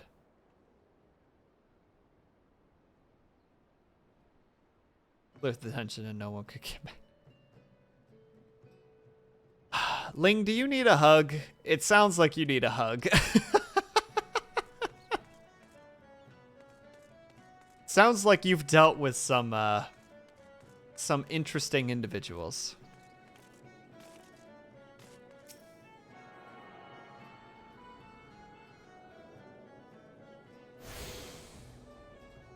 You just accept life as a There you go, Haya. Don't start playing Final Fantasy XIV, especially not a healer. Don't do it. Apparently you just have to accept the abuse. Or good DPS instead for 30-minute queues. That's true. That's the power of being a tank. You're always in a tank and a healer. You're always on the front lines when it comes to queue times. You are always at the front. Or you would become a serial killer. Or you become a serial healer. Smug face. You make it, your friends suffer with you. True. I would like to maybe get into endgame stuff in this game at some point. It's just I'm re-leveling again for the 4th time. And then queue with them. Exactly. Well, I mean, Kaju was already saying just like, I could just run you through dungeons. Which I don't want him to do because that's a waste of his time. I can do my own things. Speaking of which, let's go back to Ul'dan because I have a class quest to go after.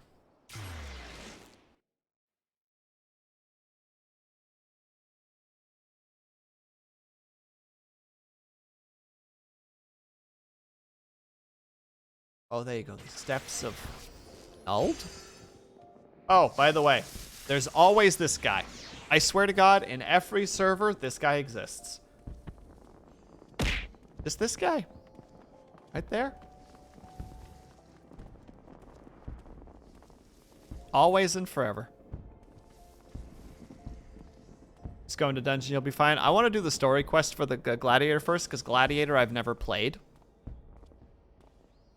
Just make sure you turn on tank stance. Nope. Turning it off. Look, it's gone. Now I'm a DPS.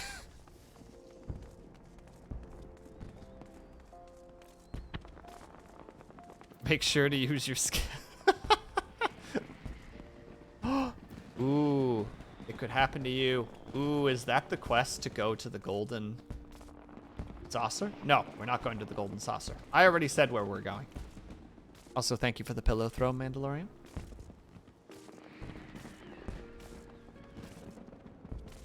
Well, we're gonna go.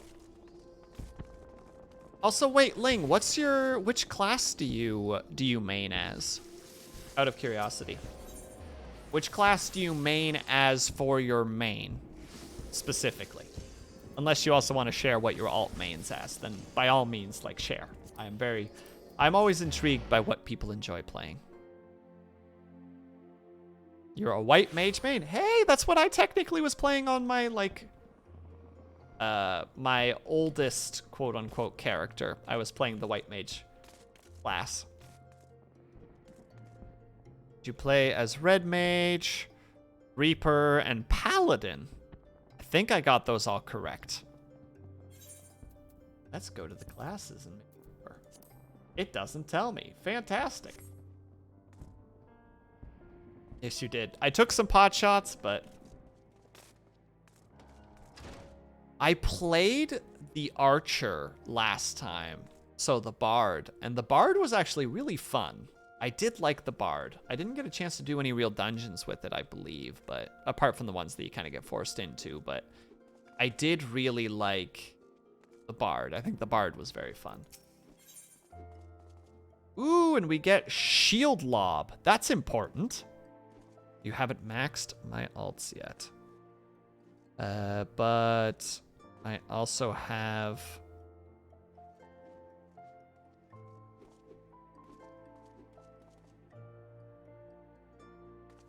Can't say I know that one.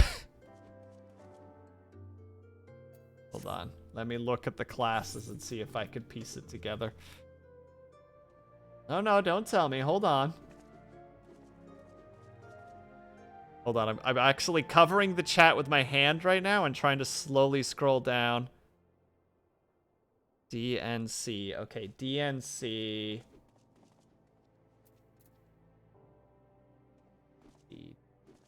Yeah. Dancer. Dancer. Boom. Got it.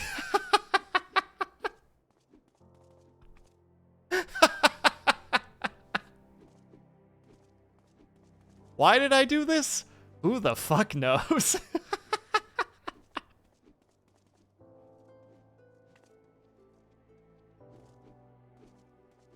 Oh, goodness.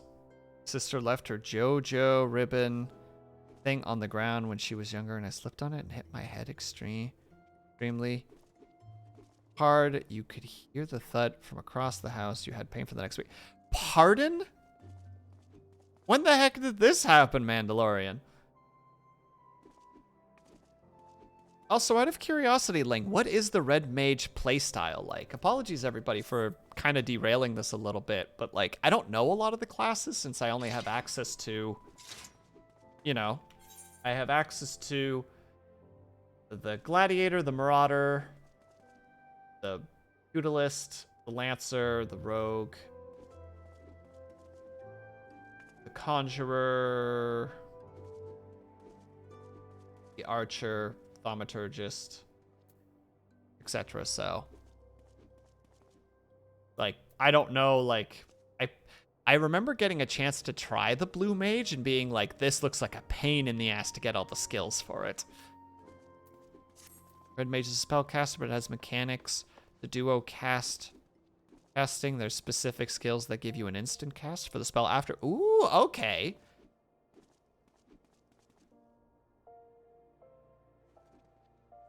So it's like a snappy caster. And you have a bar. You just own a bar. Just kidding. And once you get high enough on the bar, you have a melee combo. Oh. So you're the D&D equivalent of a spell sword. Where you're capable of casting spells, but you still have the capacity to use a weapon as well. Gotcha. Okay. That's neat. I like that. Get a new sword. A brass bastard sword specifically. And the shield lob, which we need. Wait, this is the level 15? I have had a class thing.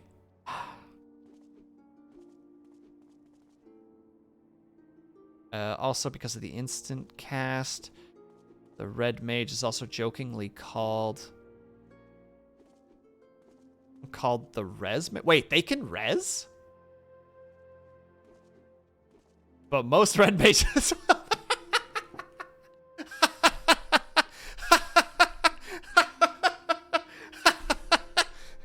Oh, that expression afterwards. Mwah. Mwah. Delicious. Enjoy your coffee, Mandalorian. Oh my god. Ling, sorry. That fucking got me. Fucking threw me for a loop with that one. Also, apologies to everybody else for talking about just going hard on the Final Fantasy stuff for a second. Just brain is just like, I need this. No regretty. No regretty, but still upsetty. Alright, let's take a look at this quest. Hail, Sleeps. You come at a good time. I have another task I wish to assign you.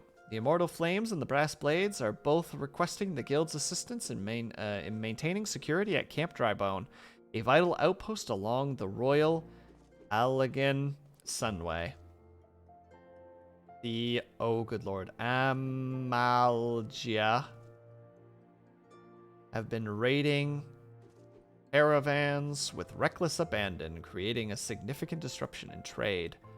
Ul'dan has a long, troubled history with the Amalgia?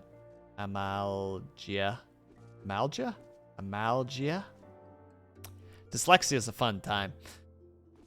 So raids are not unheard of. However, this recent escalation must be addressed. Go to Camp Drybone and search for these raiders. Sleeps. I've already dispatched other gladiators to patrol the region, so I suggest you speak with one for more information. I'm on my way to adventure. Don't know where the heck we're going, though. I realize. Can't remember where Camp Drybone is. Over there. I've never been there before. New places, new adventures. Teleportation.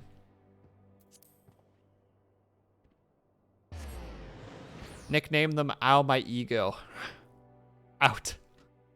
Ow My Ego. Out of my slurring of words. What the heck was the original statement that you tried to say then?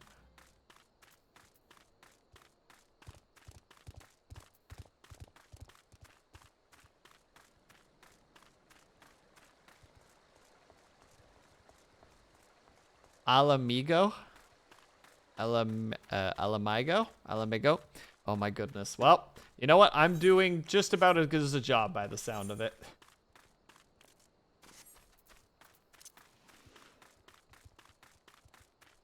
As you can all see, I am very smart.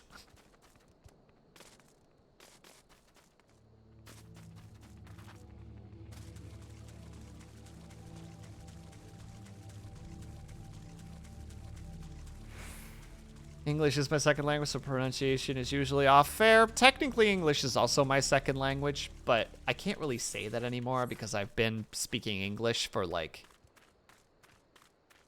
20, so like high 20 years in the high digits. So it's just like, is it really my second language if I have a harder time with my first language? Tries not to think about it. Thinks about it a lot. What is your first language, by the way, Ling, if you don't mind me asking?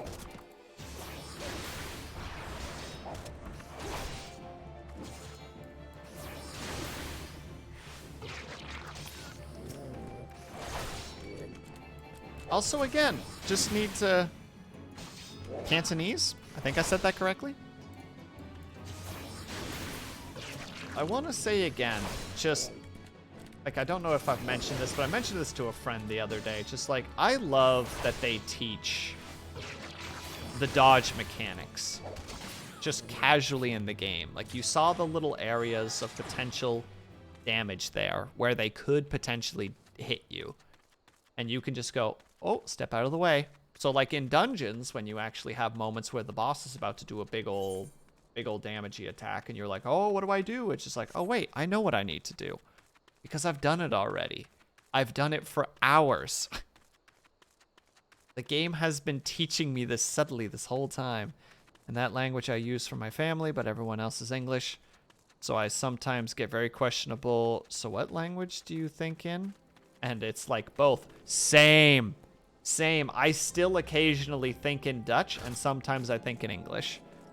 But it's weird, because if I start thinking in Dutch, I have to do like a mental switch. Like there's like a little thing in my, like a little like language button in my brain that I need to be like, and we're back to English. Or now we're Dutch. A funny story about that too. Please, by all means. I love stories. I think chat likes stories too, so please, if you're willing to share, by all means. You speak Irish. I got that by the fact that you're from Ireland, Mandalorian. I know you tried to make me speak in an Irish accent at one point, and I continue to say there's no way in hell that I'll be able to even do it. Took me a year and a half to remember because I told my mom brown in English. It legit took me half of the year to remember what the words were in Chinese. Pardon? I mean, I could feel that. There's just some words that are just very strange and are difficult to remember.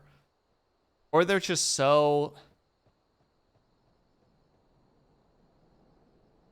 Oh, it's the bull. How to say, like, hold on.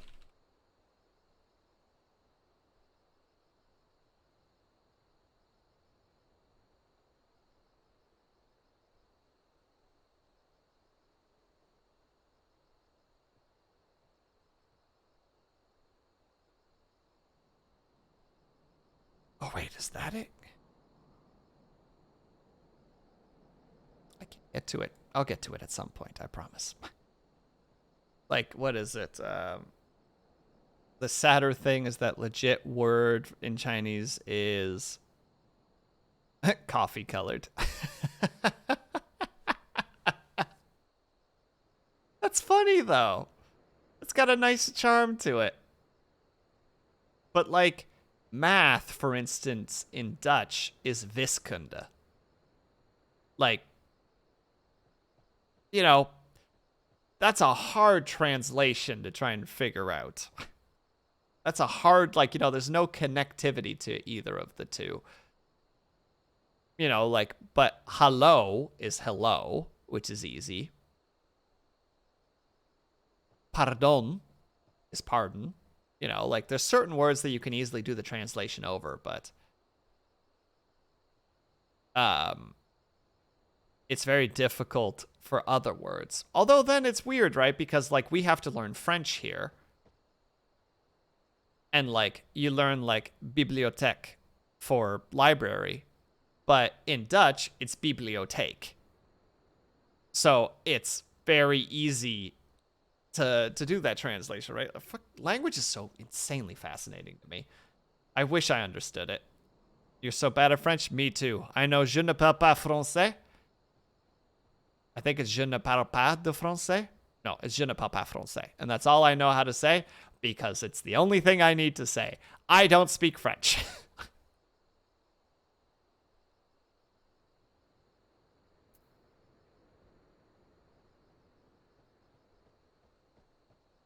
I appreciate, there's a YouTuber that I watch sometimes. Ah, hello, Willow. There's a YouTuber that I like to watch on occasion, and they have a little segment where they say a bunch of, like, simple French words, and basically they just, after they say it a couple of things, they're just like, I don't really know how to speak French, but I like saying vaguely French sounding words. Oui, baguette. Where is the third? We only have first and second. Omelette de fromage.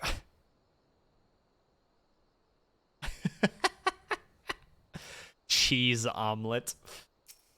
All right, here we go. Get down, they're still here. You hear a rush of air as an arrow whizzes past your head. The archers are upon us. Be gone, vile demons. Back to hell where they belong.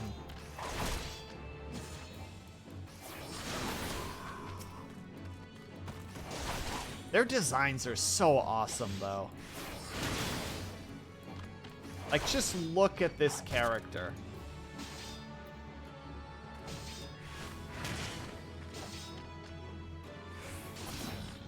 Well, they're dead now, but... Oh, Will, do you suffer the recording of Mr. Pineapple? Pardon?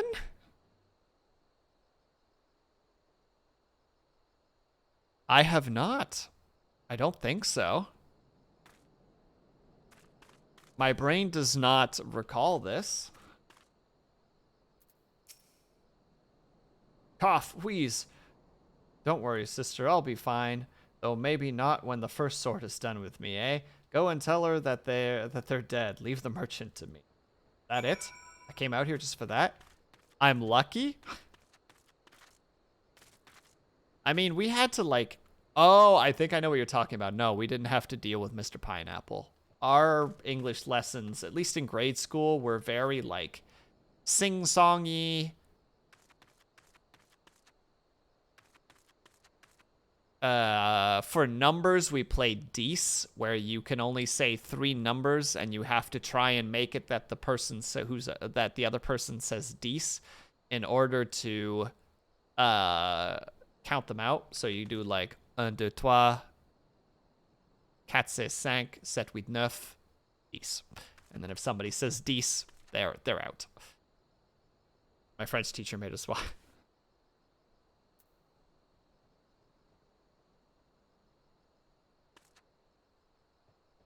Mandalorian, please do not mention Andrew Tate in my chat. That guy is a scumbag and needs to be removed from existence.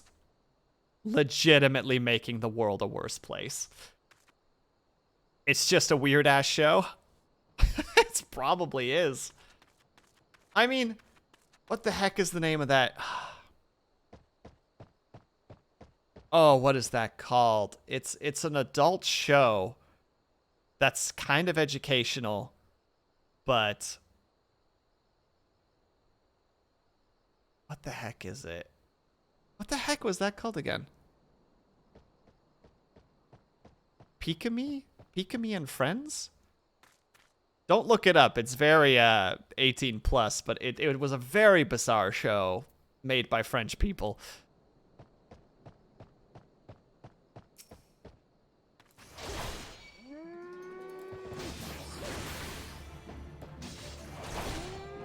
Is it like Pikami? Peepamy? Peepity? I can't remember the name of it. I ended up watching all of it because I was just fascinated by how ridiculous it was.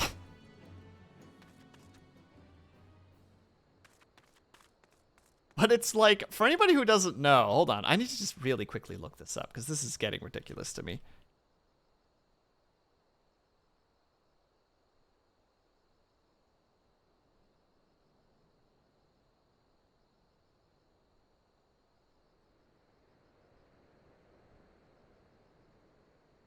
Peepodoo. Or Peepodoo? Peepodoo.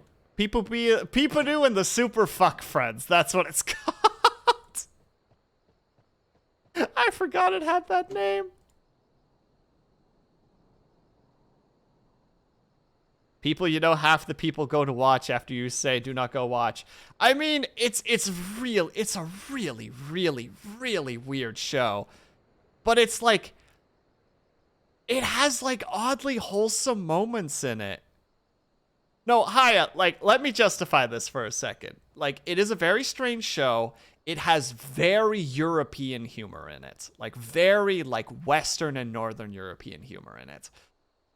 But there's this little moment in it. Like, there's this doctor character who's, like, hypersexualized, you know, like, very big bust, like, very big butt. She's a doctor. But there's this moment where she's supposed to go somewhere, and there's this, I think it's a polar bear character. And the polar bear character is having a moment on a bench, and it's like the whole episode has been very, very, like, you know, like, sexualized, as all the episodes are. And the person, like, the polar bear just kind of starts talking about how they're, like, sad and they're dealing with something and they're confused.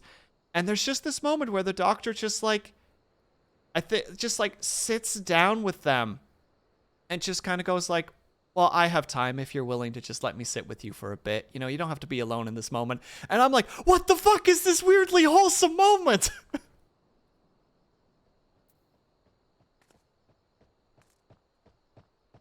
It was like such a, like, this, like, beautiful little moment in, like, a sea of chaos.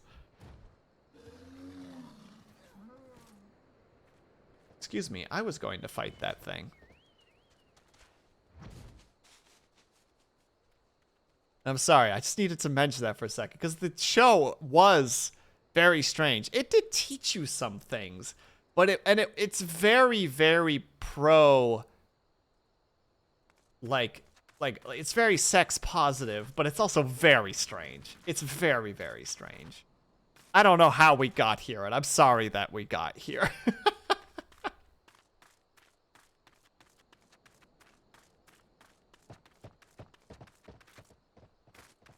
Also, hello, Syrinx.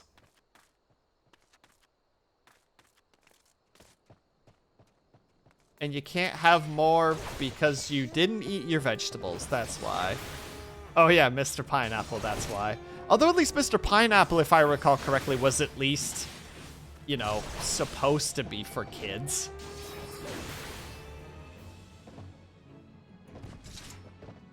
Goodbye. Beautiful creature. I'm sorry I murdered you. I'm doing it for the experience, I swear.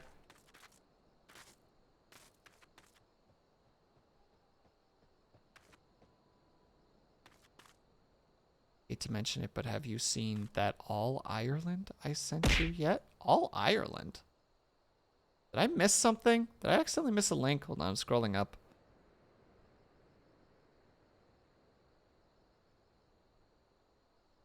And I can't go any further. Shit. If I missed it, I may have missed it, Mandalorian. I'm sorry. If you can post it again. Mandalorian, I have the worst fucking memory.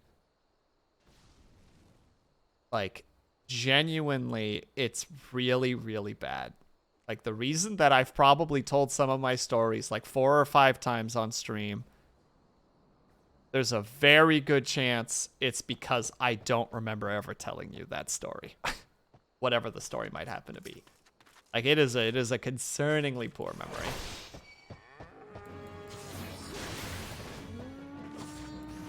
And it was like Sesame Street for French or something. Yeah, exactly. And what do you mean no excuses, Willow? I'm not saying that it's good that I forget these things. On the contrary, I'm usually very ashamed of the fact that I can't remember things. But it is what happens. Like, I can apologize and give the reason why it's happening. That's all I can do, unfortunately. Had to do here, wasn't it? It is. Back to town. Hi, you guys. It's me, Syrinx. Back at it again with the bullying. I think I basically nailed Syrinx there. Like, voice, cadence, just on the dot. Just absolutely crushed it.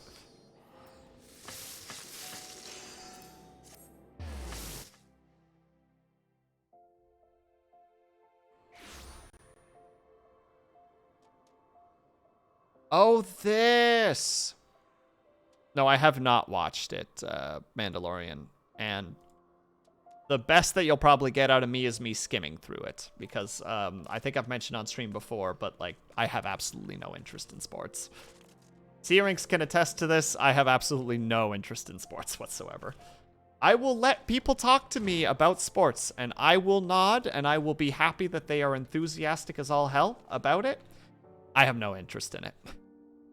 To quote Philip DeFranco, yeah, sports. I hope that our guy is winning and not the other guy, unless it's a team, in which case I hope our team is winning and not the other guys. That's about the extent of my my sports.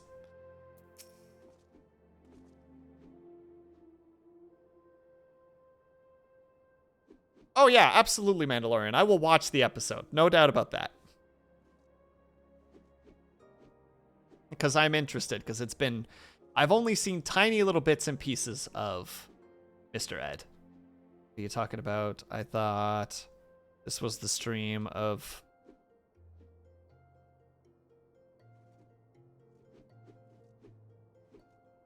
Syrinx? I'm gonna get you banned.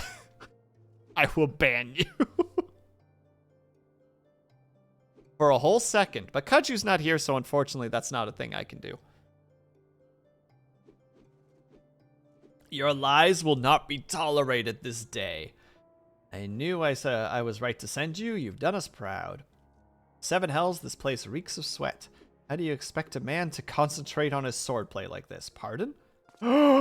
It's Aldous. I've met him once. And I know that he's, you'll have to ban him yourself. Yeah, but the problem, Bells, is I'm still not confident in how to actually do that. And I'm afraid it might do something to his first tag, and I refuse to take that away from him. You remember me. How goes it, brother? Still waving your sword around like a feather duster? You! Good to see you too. Mila. Yeah, Mila, my dear, you're more beautiful than I remember. You're alive? Where have you been all these years? Answer me.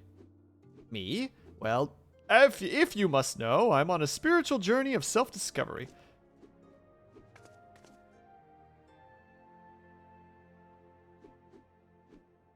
Mod revolution. There's one mod in chat right now, Syrinx. It's not so much a revolution as Bells just being Bells. Where have you been? Acting like a hobo. Ling, don't be mean. I also don't know the story here. I know that this guy is clearly like a famous swordsman. Like, I'm aware of that. There's no way that he's not. Damn it, Aldous. This is serious. We all thought you were dead. And for you to walk in here as though nothing happened? Have you forgotten how you dishonored us? I should cut you down where you stand. Oh-ho, that's the Mila I remember. All fire and brimstone. I knew that pretty face would still contort itself into such terrifying shapes. Oh, she mad. She huffing and puffing right now.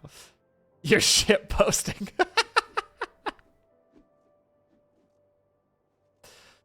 Don't pout, girl. I'm just having fun, but as you wish, I'll go.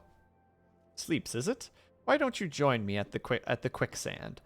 I could use some company, and I doubt anyone else here would be so kind. Ooh, there was a wiggle in his animation. That was a little bit, but that was not a smooth transition.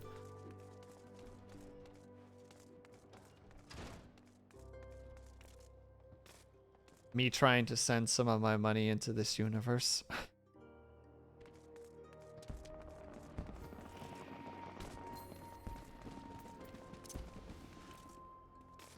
But yeah, this is Ul'dah, by the way. I do like Ul'dah. I like all the cities. All the cities have their own unique charm to them. Like, this place is a giant merchant hub.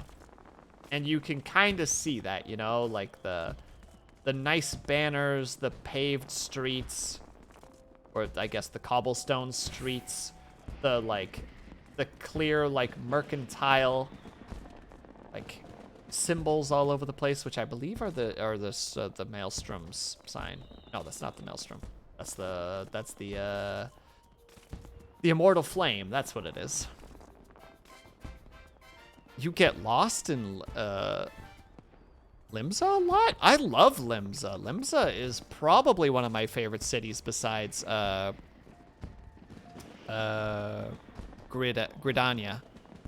Because Gridania is just has my just wah.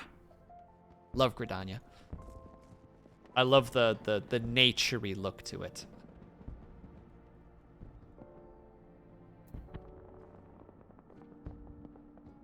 Yeah, nice try, Syrinx. You started in Gridania. Yeah, you're a white mage, so that makes sense. You forget which floor is which. Nice. All right. Oh yeah, I figured there had to be a fight coming up. When you join this guy who's apparently seems to draw a lot of trouble. Oh right, and he got into a bickering with somebody else. Oh, you came. Sorry you had to witness the little reunion between me and Mila.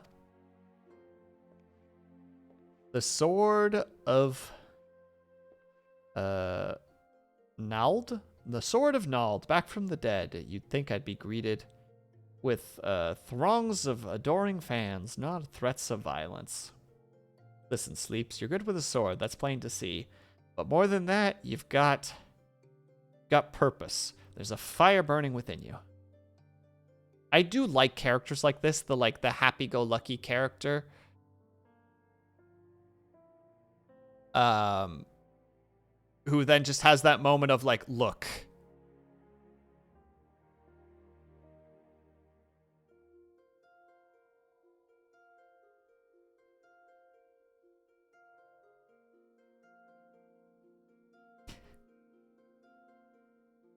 The bond is broken.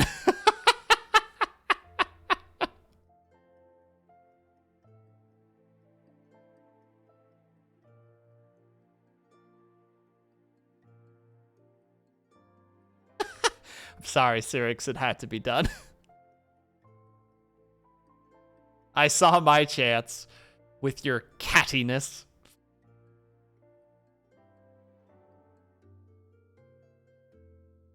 As a former man of conviction, can recognize a kindred spirit. Did I deserve this? Absolutely. Am I ashamed? Absolutely not.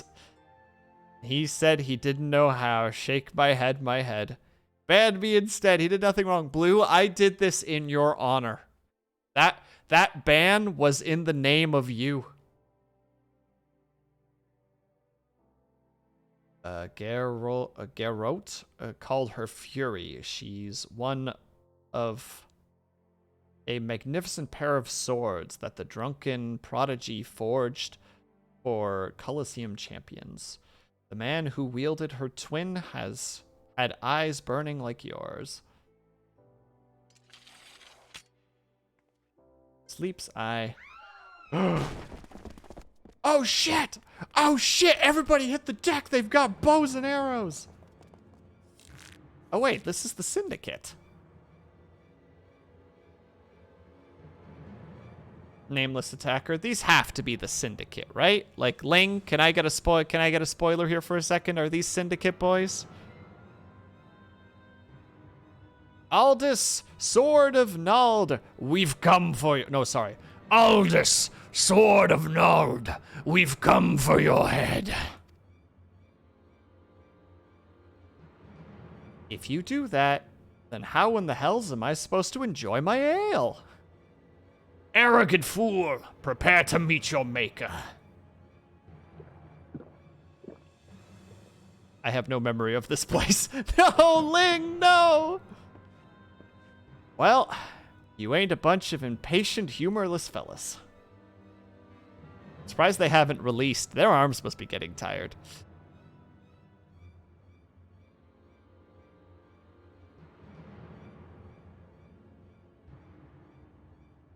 Up for a little fun, Sleeps? I'll lead, you follow.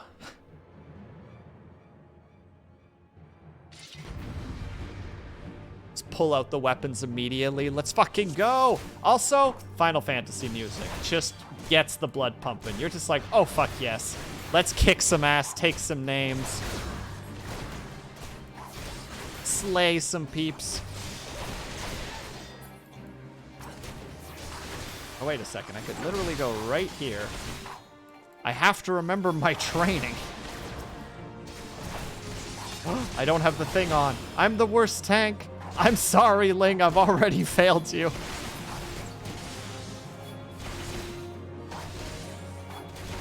I have a crazy suspicion I can't actually get these guys to pay attention to me.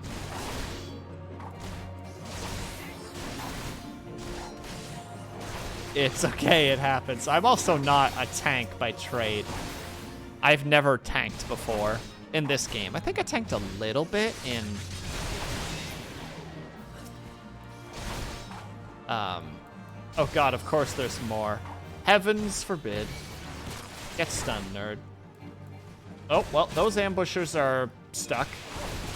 And they're tiny, so we don't have to worry about them. They are baby people. We will simply knock them over.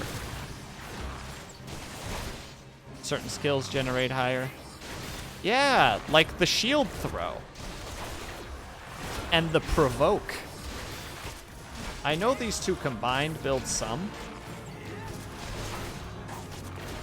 But I don't think I have anything too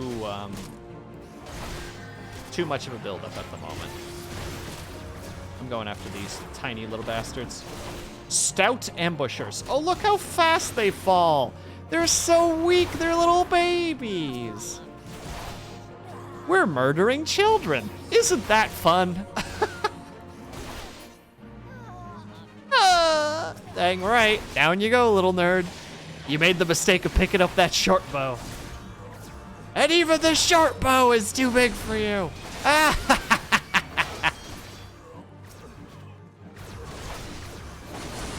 Ling, I'm pretty sure that the Lalafell are just a race of babies. They're potatoes? Potato murdering, my favorite pastime. Kaji would have my head right now if he was here.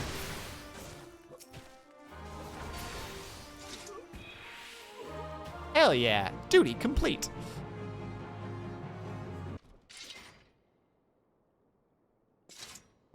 They actually grow. Are you fucking kidding me? Ling, are you kidding me? Is that real? Is that like a legit thing? Is that like some people say there are no dwarf women and that dwarves just spring out of the ground? Is that what you're telling me right now? Fucking blowing my mind at the moment, Ling.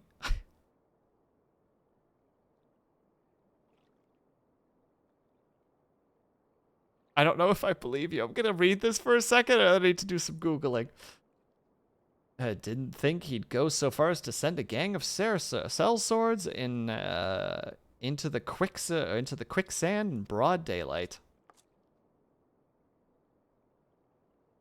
Why is it never a bevy of beauties?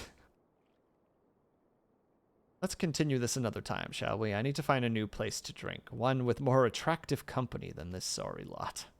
Well, I feel like that was a stab at me. And Chat, for that matter. He attacked you, Chat. We don't like, Aldous anymore. He's talking mad shit.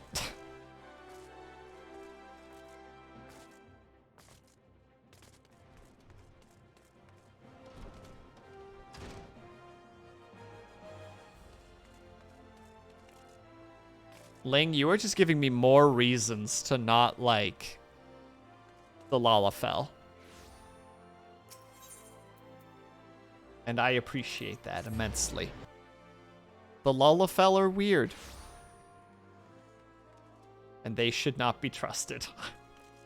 They're more plant than people. You know who you can trust? The aura. Look at the aura. Look at how cute we are. We're like average height. We have horns. We have cool scales. We're just cool. Come on. We're great. And we have a tail. Come on. Completely trustworthy. Lalafell, look at these little things. Look at their dead little eyes. Look at them. That's not a person. That's an insurgent.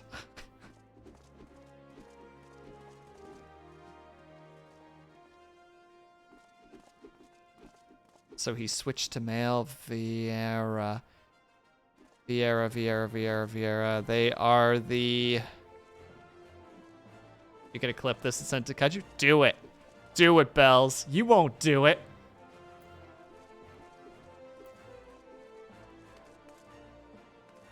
Help me out, Ling. I'm really bad with the names of the races.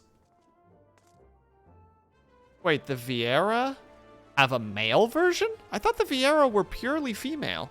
Just like how the Ronzo, you know, can't remember the name anymore, are purely male.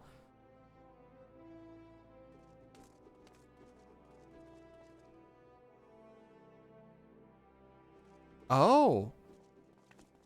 That's news to me. I didn't know that.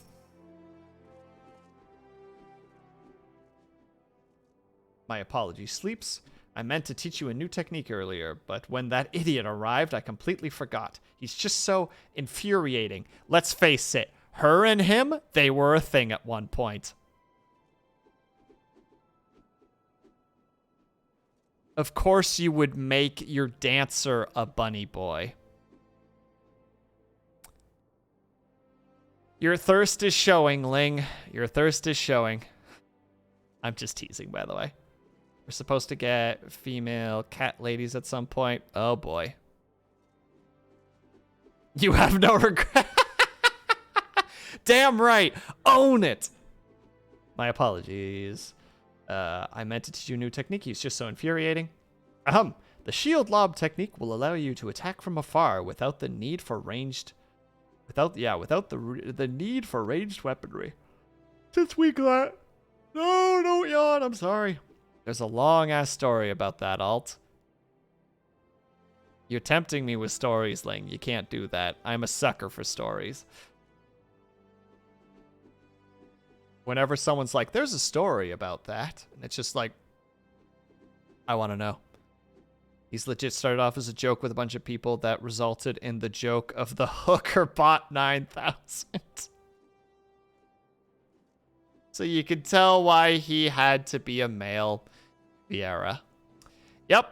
So my guess was spot on, is what you're saying. I absolutely nailed it, hands down. The Zuka ladders are primarily close range fighters. The ability to draw the attention of distant enemies is a vital asset. May it serve you well in the field, Sleeps. Nod.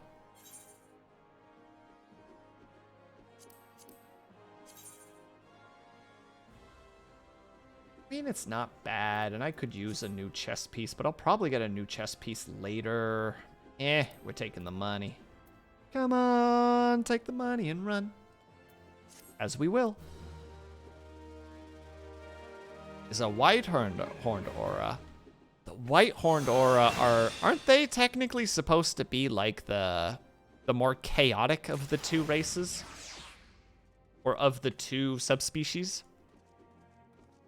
That's like them of the sun or whatever, and the other one is the ones of the moon? Or am I wrong? I don't know which one I am. I don't know where to look which one I am either. Oh, I'm the Ziala. The Exiala. Yeah.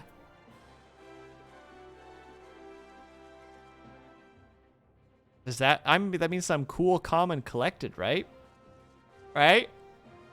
Right? If I have the right button. No. No. Right?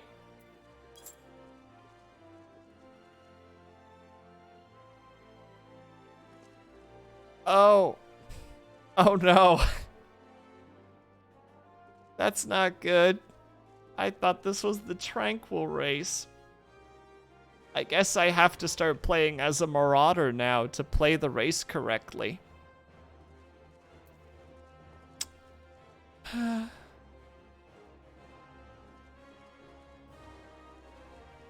You don't know what to do now. I can't even play the next one. A gladiator is more tempered and focused. I'm just gonna stay like this for the rest of the chat. For the rest of the stream, I'm just gonna look sad.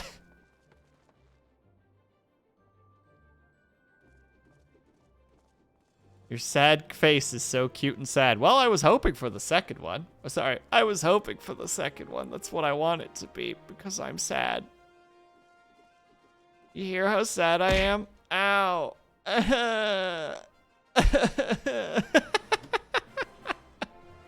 Alright, I'm taking off the sad. I can't do it. I can't keep that going. That's too much work.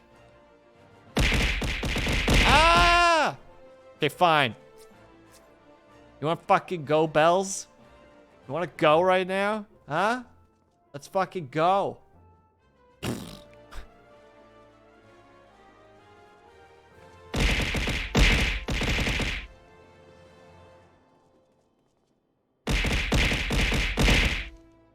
I forgot that you have so many points. That angry face is kinda hot. Falala, I will fucking fight you.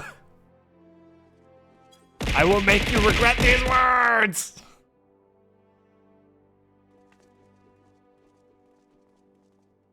Is this one of those just like, aw, he's so cute when he's angry?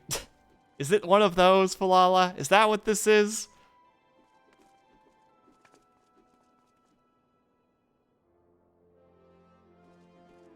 I see now why Kaji wants you. Probably. Maybe. I support Falala at her quest. In what quest? I don't have an embarrassed face, unfortunately, so I should get one of those at one point.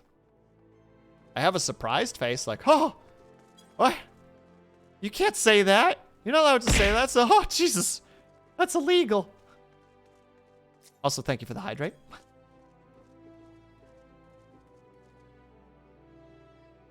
Give back the angry face. You want the angry face? Is that what you want, Falala? Is this what you want? You want me to be mad? I'll be mad. I'm gonna read this next quest really mad. Heck you, Fight Dome.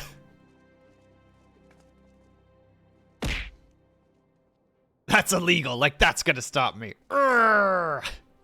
Hot all the time. I'm not hot. I'm blue and therefore cold. My color scheme is blue. And my eyes are blue, therefore I'm cold. That pillow was blue.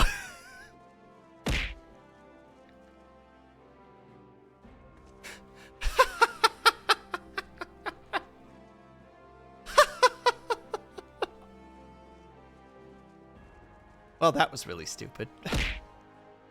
What did you just say to me? Oh, good God, the violence. I'm gonna hit this button now. Ooh, that's a really big upgrade for a chess piece. Hold on, what does that look like? Oh, it's yellow. Oh, blech. I'm probably gonna have to take it just simply because, wait, do I even have gauntlets? Of course I do. Iron. Probably gonna take the chess piece.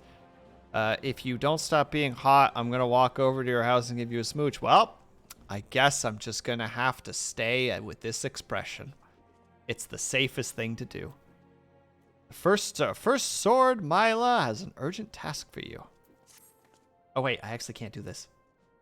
We'll start the quest, but I actually have to like, I have a couple things that I need to do immediately after stream. So I will have to actually, like, at the 3-hour mark, I do need to, like, immediately tap out. We'll probably raid Pandemonium because it's the only it makes the most sense. Sleeps, I'm glad you're here. One of our members has been attacked and gravely wounded. I need you to go and help him. I suppose this is the work of more of a bounty hunter. It may be a trap to lure more of us into the open. Nevertheless, we can't ignore our comrade's plight. When he last contacted me by link Pearl, he said he was taking shelter at the coffin and the coffer and coffin. Take this potion and search for him there. We're off to save our lad. We're gonna see if we can actually get there before the timer runs out, so to speak. We're gonna teleport away.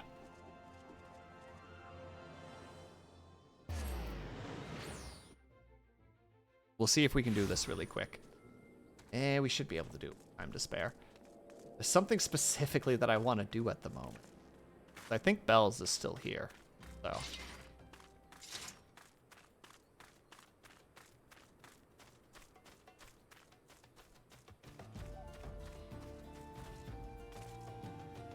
There's our boy. Injured. Help me. I can't feel my... Look, here's a potent health potion. Drink it. Thank you, sister. It all happened so fast. Over by the tracks to the north. I don't know who attacked me nor why they left me alive, but I dare say the answer is out there. Surely somebody saw something. Oh God, it's one of these.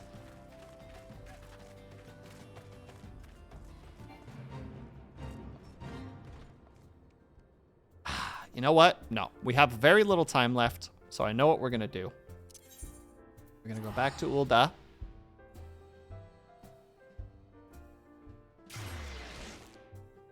And I will be... Stinky note? I can put the stinky note up while we do this. It's stuck. Perfect. We're gonna do this. We're gonna log out. I hope this is correct. We're gonna return to the title screen. And we're gonna watch the intro cinematic together. Hopefully everybody's here to watch it, because I do want to watch it together just for the context, and it's just it's such a nice cutscene. It's aged a little bit, because it was many years ago that it was created at this point, but it's still really, really nice. Ulda! Yeah, Trujan, welcome! We're going to watch the little intro cinematic, and it's a fairly long one, so... Missed my stroopwafel redeem? Oh, I'm sorry. Well, I just fixed it. Stroopwafel, regardless.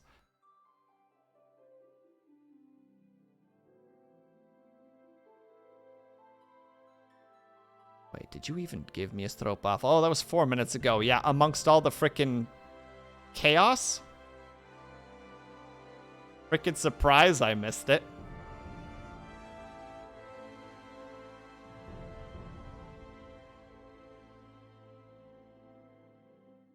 All right, here we go. Get ready, everybody. Oh, we're going to boost the music a little bit, too, so that we can enjoy this together. It's going to get a little loud, potentially, just a fair warning. But we're going to watch this together.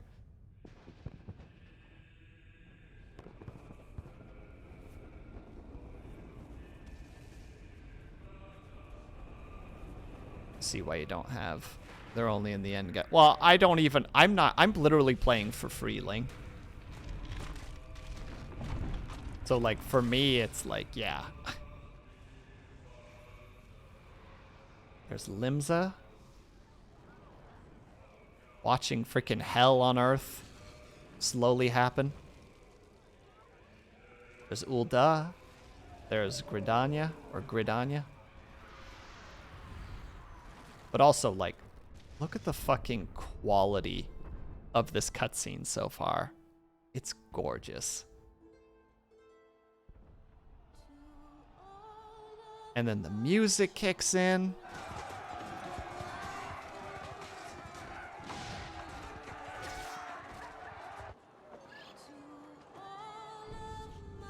Nah, we're boosting this to max. You guys are joining me in this. Oh no, the lag, no!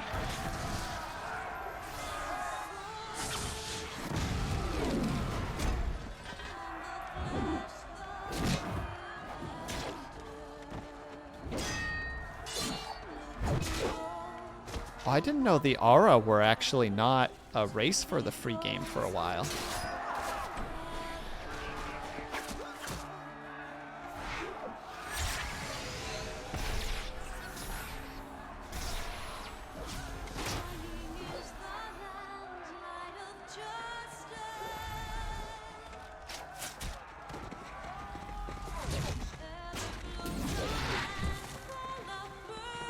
So it came with the expansion for free. Nice, I like that.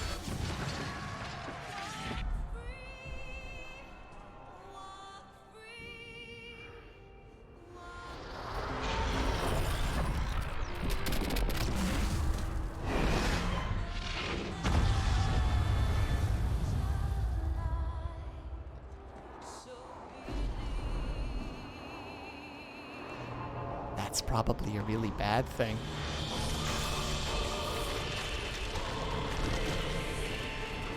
Oh, it's just this kind of music, you know what I mean?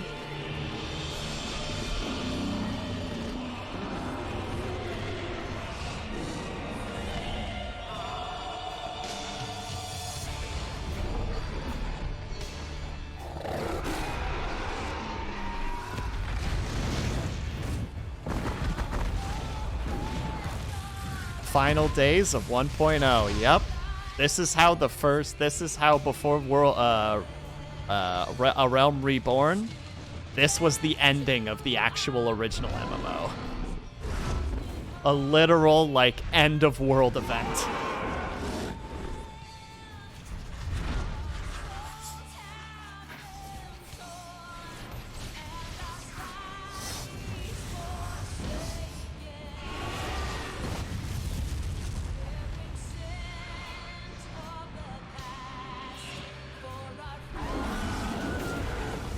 Like, what do you do against something like that? You know what I mean?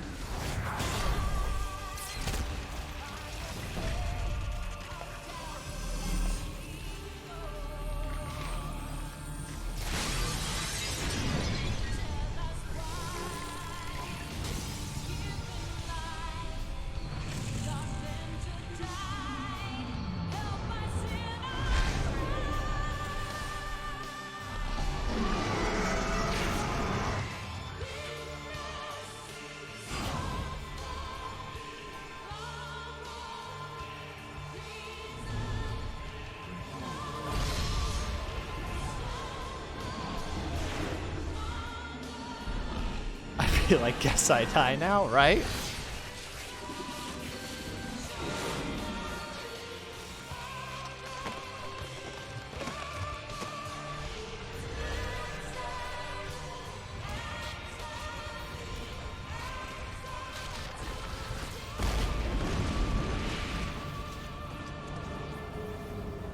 Just that moment right there where you're like, oh, all hope is actually lost right now.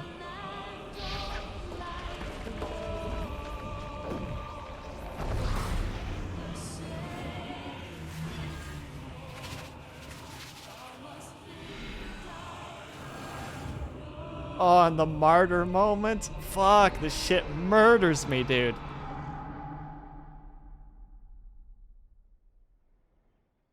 Ah. I have a really bizarre soft spot for like martyr stories. Like people who just take the blow for the lives of others.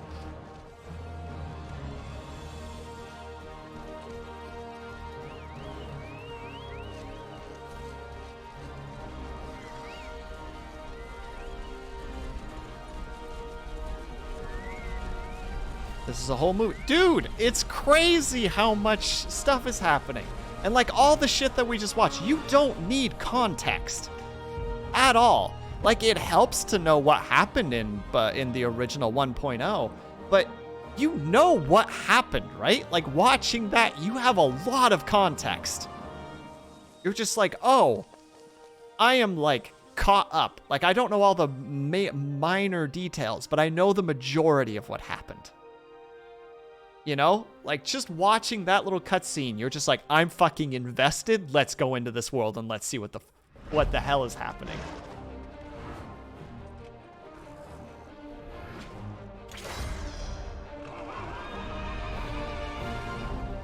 And here they're just like basically giving you just like little nudges. Just here it is. Enjoy just like getting little glimpses of what's to come and what's already happened. One day you'll try out Endwalker and cry with the rest of us. I watched a little bit of it being played by Kaju, and I've seen a couple of things that are like, oh, this is the Endwalker is the trauma one. That's the one that hurts people. Also, hello,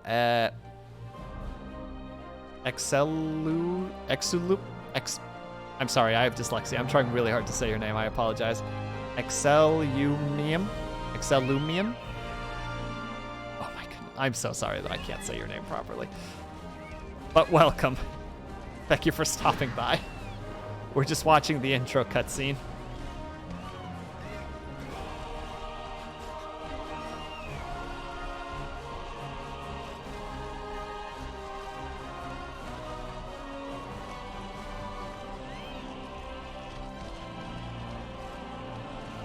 You just watch them run off. You get the little thing, and you're just like, I want to explore this world. I want to see what's happening. Boom, A Realm Reborn, the intro, so like the title screen. And that's the freaking intro to like the original Realm Reborn when it first came out. How does that not make you want to be like, fuck it, I want to learn about this world. I want to play this game. I want to know what the fuck happens. I want to be part of this story. And then you do get to be part of the story, and it's fantastic. Anyway, that took a little bit longer than I intended it to. That's my apologies. I am going to have to go and raid, and I think we're just going to go ahead and raid.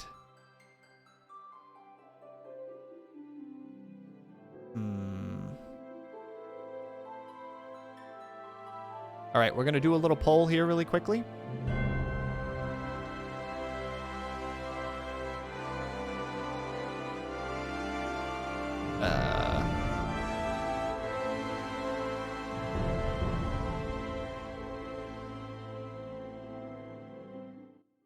No, don't start again. I'm sorry. No. All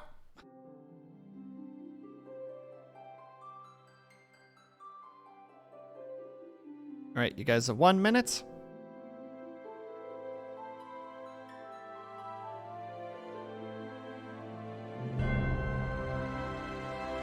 fake cool fact about martyrs.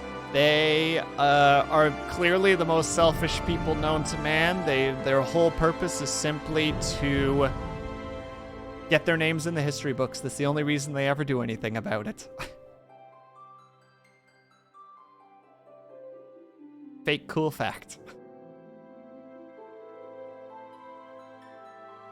I didn't even spell where. Oh, I did spell where correctly. I just added an extra capital by accident.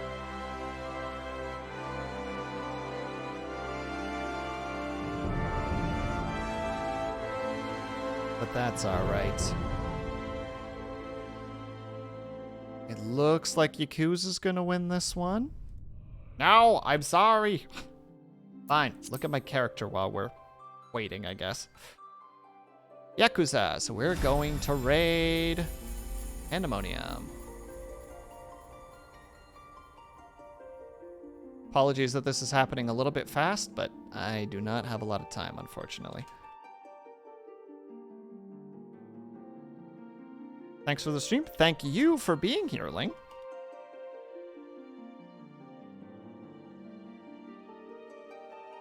Oh, it worked this time. So if you can, if you are subscribed, please use the top raid message. If you are not subscribed, please use the bottom raid message.